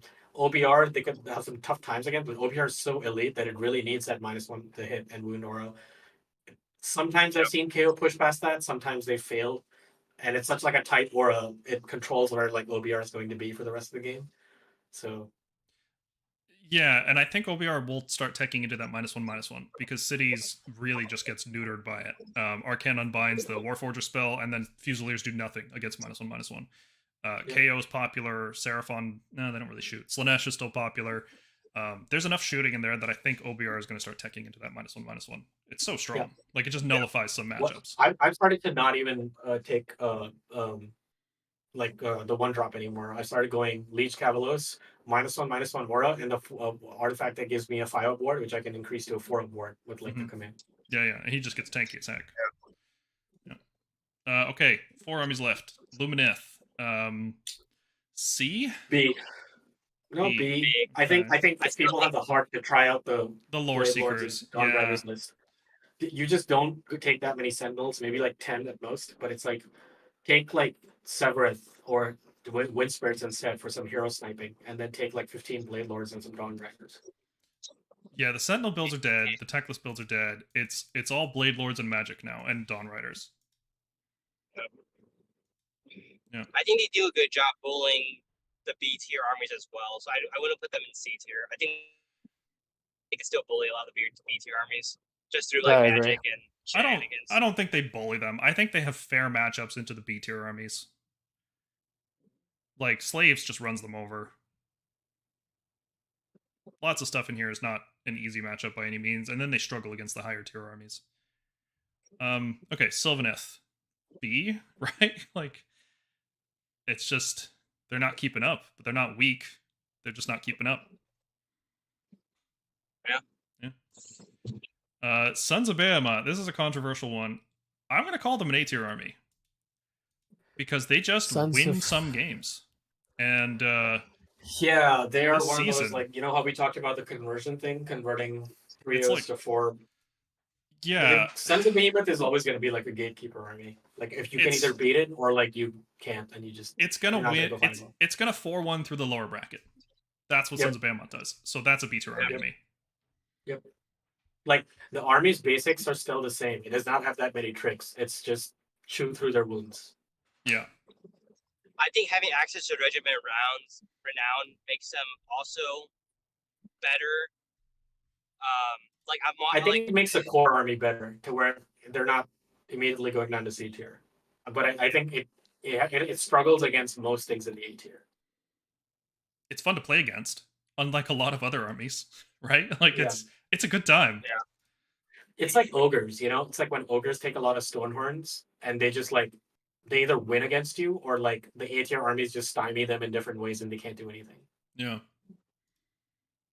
Okay, last like one. What is realistically what is like Gargan's gonna do to like KO or like Zinch that can just like neuter how much they move or like where they issue commands? I think Gargan's into KO is actually okay.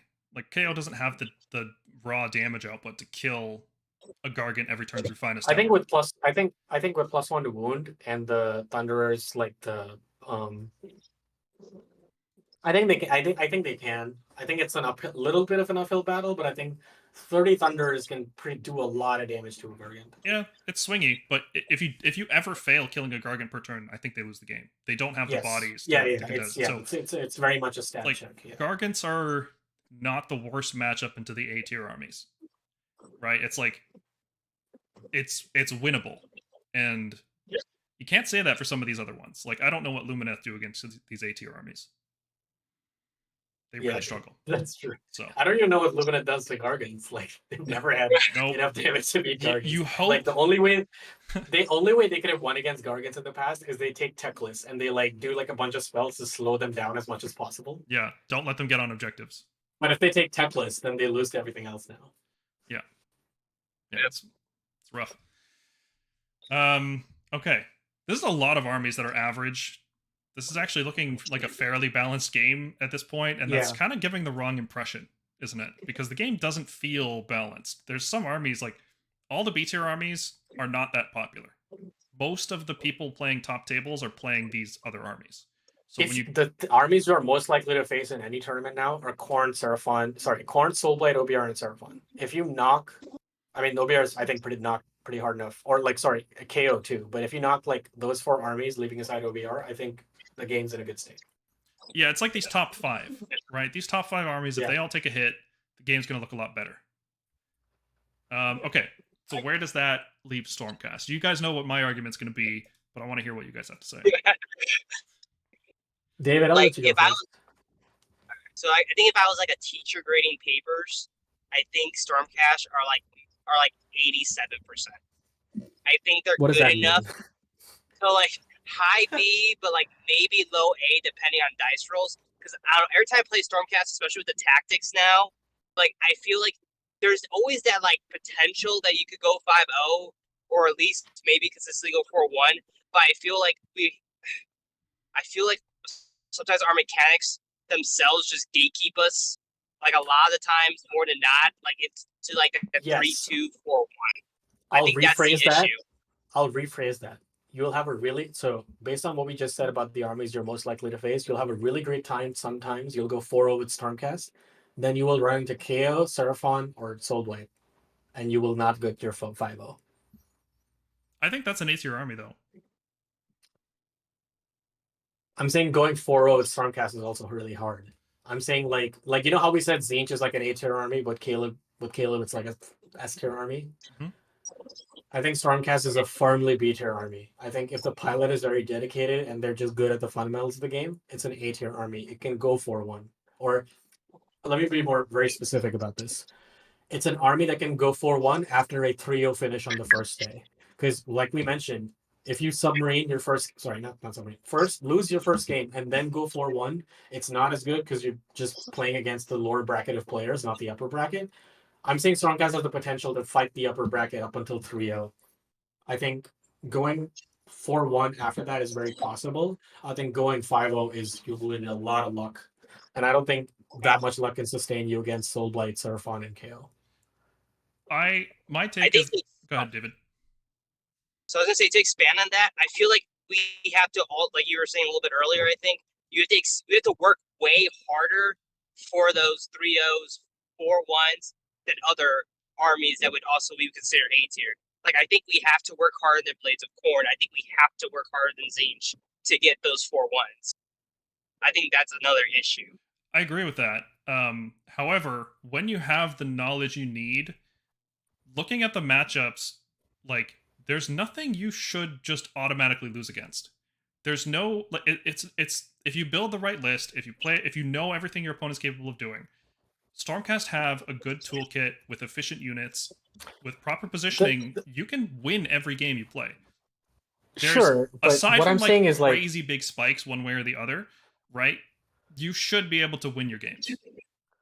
We have the tools. Theoretically, yes. But the problem is, once again, we mentioned Stormcast doesn't have a plan B. A lot of these armies have allegiance abilities that give them a plan B. It's like, what happens if my 3 Annihilators did not delete this unit?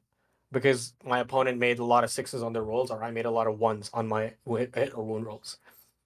We don't have a plan for that. A lot of these armies do. And that'll statistically, around 5 games, 5 rounds, or 25 turns of Warhammer is going to happen.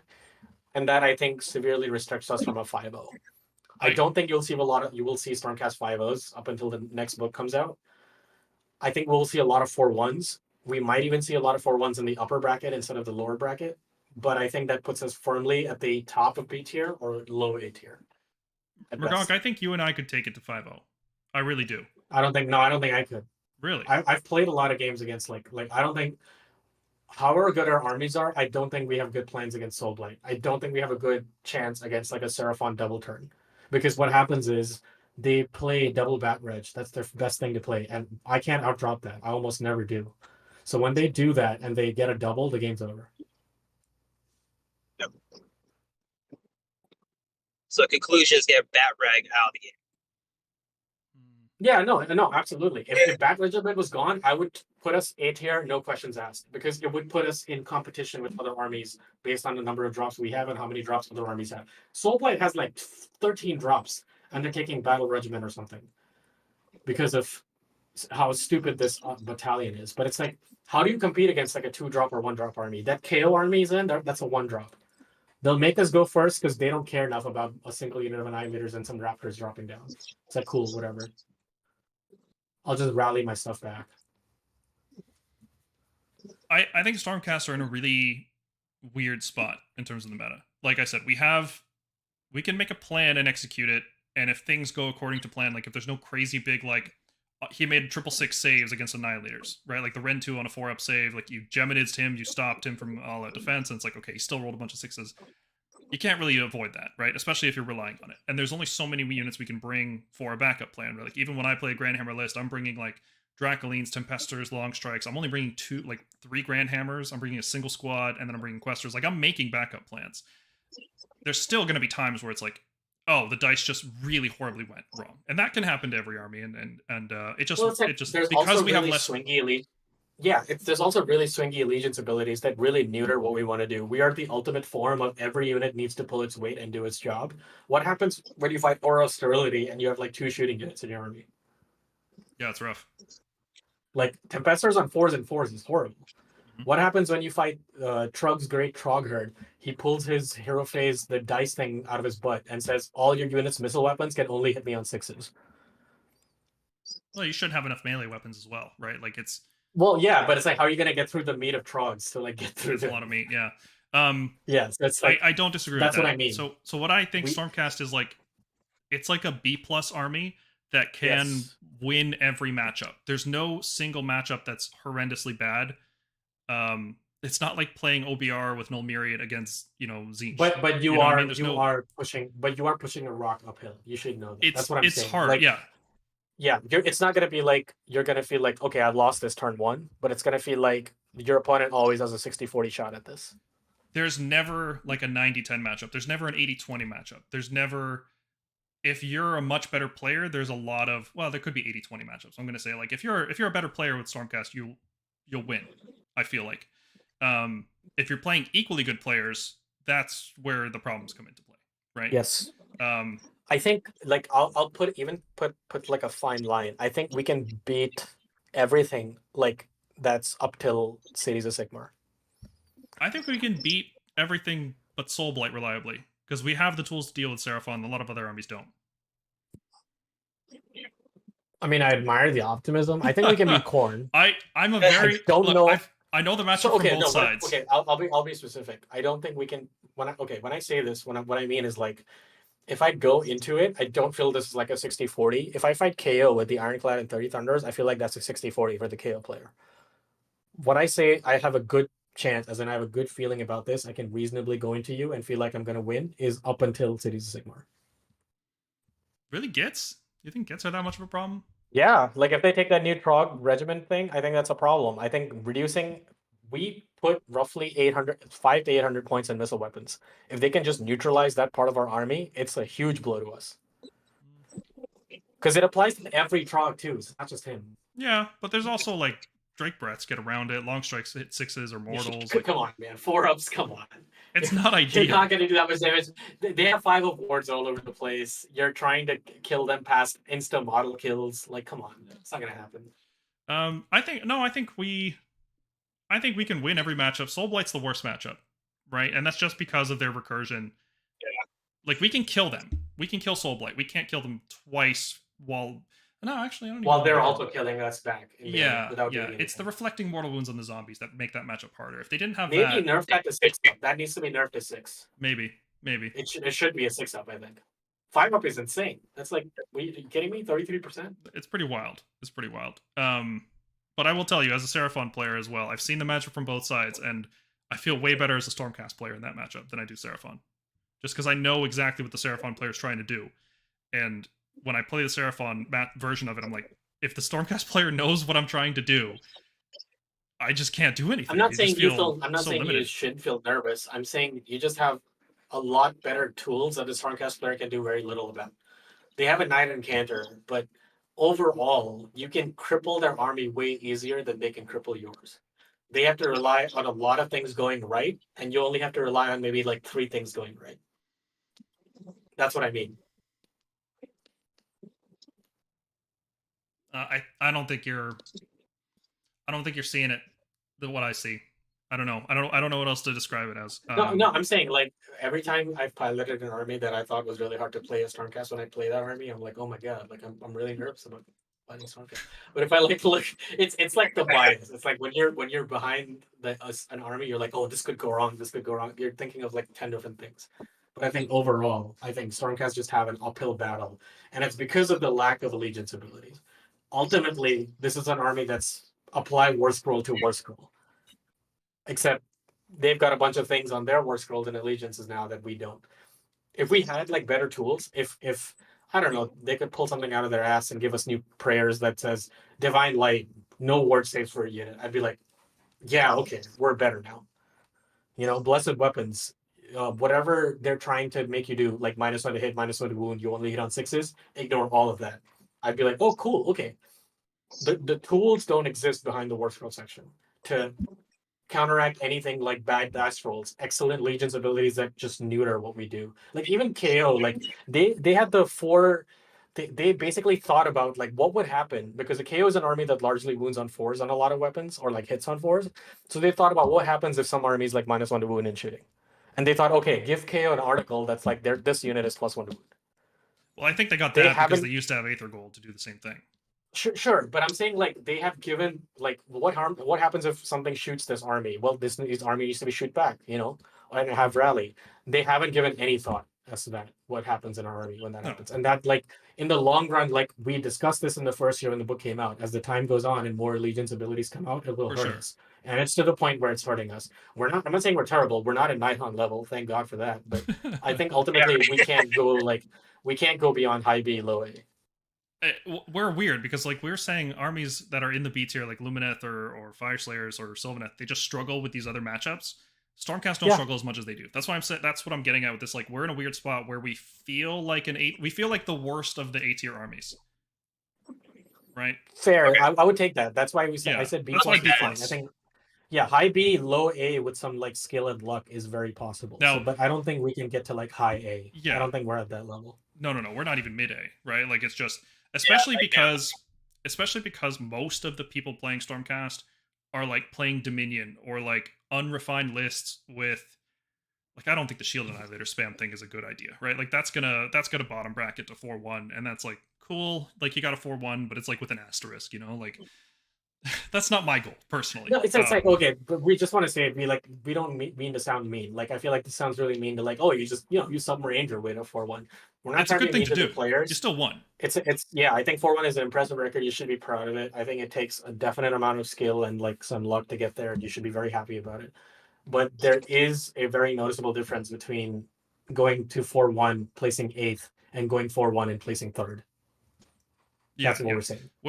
We are optimizers. We try to chase that 4-1 conversion to 4 or 4-0 to 4-1 or 4-0 to 5-0.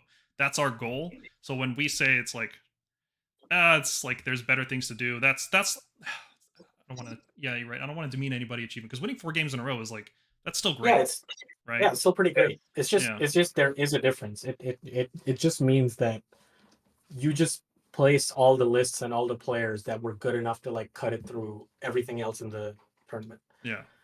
And I think that has to count for something. I think like if you end up playing like a really good like pro player on something and you beat them and you still go 4-1 and you're 8th, whatever, that's fine. Yeah. But I think like there I've seen people who like lose their first game and they just like coast to a 4-1 and all they fought is like people who've played Age of Sigmar maybe like 3 times, Hey, Chris, I'm going to send Chris in the chat asks if there's any links to recent 4-1 lists on the Discord. Yeah, I'm going to send a link to David posted 4 different 4-1 lists for Stormcast over the weekend. I do my best, y'all. I have the subscription. I just sometimes I just forget to check, but I do try to do my best so you guys could see what other people are playing as well. Because I like the discussion that we do in Discord. I think I'm the type of guy who like I'll get a random thought at 3:00 in the morning and post in Discord, be like, "What do you guys think of this?" Yeah, I just love optimizing. Like it's part of the hobby that I love. Yeah, so we can just quickly go over these if you guys got like 5 minutes. I mean, it's skew lists with Annihilator, skew list with Stormdrake Guard spam, and I think most of them, if I pulled up their individual BCP records, they all lost their first or second games, and then they just went 4-1. So there's a Shield Annihilator spam list, which understandably loses a hard matchup and then submarines up to 4-1, which is still great. If your goal is 4-1 regardless, cool. Like more power to you, right? There's 2 lists here that are really cool. One of them is like a Gardas Steel Soul list with reinforced Annihilators, which is neat, right? Like, but it's got like Retributors, it's got Gotrek, like it's got a lot of stuff that I personally wouldn't use. So it's a little peculiar. Then there's this one that's 2 reinforced Stormdrake Guard with Vanguard I mean, that Hunters. list has always been a 3-2-4-1 lower bracket for a Yeah. while. Like that hasn't changed about that. The list. one that's nothing in that list like went down or up really. It's the The one that's closest to something I would play is this one with 3 squads of 2 Tempestors, 2 squads of Dracolines, Vanguard Paladors, Lord Arcanum on Griff Charger. So like that's kind of closer to the Hammer and Anvil type of thing that I would do. But even then, like all of these lists, I feel, in my opinion, this is just my personal take, I feel like they're unrefined. You know, they're using things like Gardas with Annihilators, which doesn't seem very efficient. Celestant Prime is, in the era of Merciless Blizzard, Celestant Prime is just not worth 330 points, in my opinion. It's using like Vanguard Paladors when you could be using Vanguard Hunters instead and shaving the points on like a Knight Relictor. None of these lists are using Thunderbolt Volley with Long Strikes, which is such a key tool, especially when you're using Annihilators. Like Stormcast are going 4-1 with unrefined lists. So it's gonna get better. Like people, I think it's just gonna get better from here. I think our results are gonna keep going up. I hope. I don't know. I don't think we, as long as we can't displace Horn, KO, Seraphon, or Soulblight, I think it's gonna be a problem. Soulblight. I don't think we're gonna see any changes till December. Hopefully, Neve Black Talon adds a little bit of spice to the army. I don't know. Yeah, but, she gives an army-wide +1 attack against Seraphon. I don't know. If there's 34 people watching, if all of you write to AOS FAQ at GWLPC, I think, or GWPLC.com to reduce the points on Stormdrake Guard, I think we could probably win. I think Stormdrake Guard are honestly one of the things we need as like a tool. At 285, they were like this excellent thing, but I was like, if I don't want to spend over 300 points, but I want to spend something that's more than 240, I could put them in, and they're like this cool monster in my list. But now it's just like, ugh, oh my god. Yeah, I'll just copy paste that email into chat for people. AOSFAQ at GWPLC.com. That's the email if you want to tell. Because I think it's high time with how good armies are. I think it's high time Stormdrake Guard came down. Yeah. They're so cowardly to touch this because everyone raged about it for like half a year where everything was delayed because of like COVID restrictions and stuff. So they couldn't get anything out. So all people had to do was face dragons for like 6 months. And that was really bad. But my god, like dragons are like, you look at what's in the game right now and you're like, this could be like 290, 300 and nobody would care. Just a reminder, 30 Splintered Fang are 300 points. And half of them come back to life with a heroic action. That's in the game. I mean, things in this, I mean, it's crazy. Like, what are Stormdrake Guard even gonna do? They charge into Soulblight Gravelords and a unit of 40 zombies kills 2 dragons a turn. Cool. Yep. You know, we could have double reinforced Vindictors for the price of Stormdrakes now.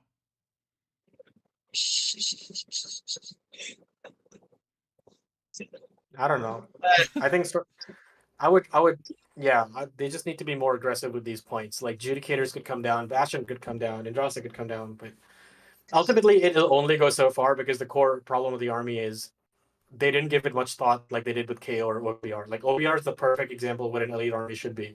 It has the tools to cover everything, but not everything all at once. It needs to pick which things it wants to counter. So like we're like OBR where we can like win a bunch of things, but we don't have the tools they do, like Aura of Sterility, like the stacking ward saves, like recursion, you know? Yeah. No, I feel it. OBR doesn't even care about -1 to hit a lot of times because they have exploding hits on like 5s with the Empower Nattering weapons, and that effectively is like a +1 to hit. Yeah. Yeah, imagine if we could buff Retributors and Long Strikes to Mortals on 5s instead. It just seems like something our allegiance should give us, right? But it's okay. All right. I want to end the stream on a hopeful note, right? Mm-hmm. I think Stormcast. The army's still good. I'm still gonna have fun with it. Like I'm still gonna play it. I think if you're playing AOS casually right now, it's actually really good. Like Andtor is fantastic. You know, battle tactics are stupid. They're a dumb system, and I hope they get removed. But whatever. They're scoreable. They require some thought. This is probably the best state battle tactics I've been in. I will say, if the battle tactic system got removed and we were back to like mission-specific secondaries, we have to do stuff on the board, I think we could be an A-tier army. Yeah, because I think if Soulblight, if Soulblight, Seraphon, Khorne, and KO and all these armies did not have like their free 2 points, because KO also has like 3 like autocomplete battle. If one of them is literally like shoot a unit and kill it. So it's like if they didn't have that, I think we have a reasonable chance at like a pretty good 4-1 fight. Because once the game becomes more about trading instead of like just wasting time while you score victory points, which is really what a lot of the game feels like right now, is like you're just buying time. You're trying to get to round 5, and it's like it's cool that the game's getting to round 5, but it's not in a good way, right? It feels like you're just delaying people rather than engaging with each other, and it's almost like we're falling off the tracks of the core gameplay loop of the game, which is I kill stuff, you kill stuff, and we kind of go back and forth like that while scoring victory points. And we've moved away from that with this season. But tactically, it's very satisfying to like make a plan with your deployment, score a battle tactic off that while setting up for your next turn's battle tactic, and then setting up for your third turn battle tactic while also playing the board. Like tactically, this stuff feels satisfying. So the game is fun, and Stormcast are in a good spot. I don't want to like we're not in a bad spot by any means. Once you get past the fact that there's 75 war scrolls and you actually figure out how to build a list, the army feels pretty good. It's I don't know. I keep going back to it. It's just fun to play. Like I'll play other armies and then I'll be like, oh, I really wish I had Thunderbolt Volley and Translocate and Dracolines and the Dispel Scroll. God, I miss the Dispel Scroll. Anytime I play an army that doesn't have one, it's so useful. So, hopeful thoughts. What do you guys think? Yeah, I think we're in a pretty good spot. If you're a casual player, like you said, like I think you could pick up Stormcast and you'll feel great. Competitively, I feel like we're also kind of fine. I think it's not more or less sometimes our army. I think it's also just playing against other armies. You just get a feel bad moment, but I mean, the 2 GT don't get too tunnel hold into that 5-0. That's all I'll say. Yeah, exactly like that. Like I will say the 3 GTs. I brought my big dragon. I had a ton of fun. I felt every game I could have won. I wish I just passed GT. I just wish I played a little bit better. I had some internal discussions with some the other Stormcast guys by me. But I think that's the biggest thing is I can still take Stormcast to a GT and I still feel great about it. I don't feel bad. I enjoy myself. I feel like I could be a tactician with the army. I think that's the most important part about bringing an army to a GT. Yeah, I think you can have fun with it. I think even going 4-1, like we've talked about all these players doing, is still a fun experience. I wouldn't say like we're like the power army like the top 4 are, but if you don't go in that with that expectation, I think if you're chasing that army, you're probably not playing Stormcast anyway. But if you have a love of the models, I think you'll have fun at a GT. Especially if you love Tempesters. Oh God, I love Annihilator, so like I'm happier than most people, and I don't think they're top, and I'm still happy because I love Annihilators. Good, man. I was worried you were dooming too hard. No. I love this army. I'm not selling my models. I know a few people are. Like there's a Khorne player I can mention. Yeah, well, we'll see. We'll see what the next Battlescroll brings in 3 months. Hopefully, we'll do more live streams before that because this one feels weird when we don't live stream regularly. Like we took a month almost to do this one. So yeah, just to end on a positive note, I think the changes are all good. I think Games Workshop made like a good decision. Kudos to Matt Rose. He like saw what was plaguing the army, and then they took like a stab at it. I think the army's a lot of fun now. It was very doomy about a month ago. Sure. I was definitely down in the dumps about this army and its like state of like what am I supposed to do? But I think it gives us a fighting chance, which I think is fun. Even if you're gonna lose, I think having a fighting chance is a lot of fun. Yep, I agree. Yeah. Okay. All right, everybody. Thanks very much for tuning in. Hopefully, this has been an informative and entertaining live stream. And we will see you all in the next one. Stay tuned to the channel. We've got how to counter Khorne and how to play Karazai coming up next. So look out for those. And we'll see you in the next one. Have a good night. See ya. Bye. Only the fake.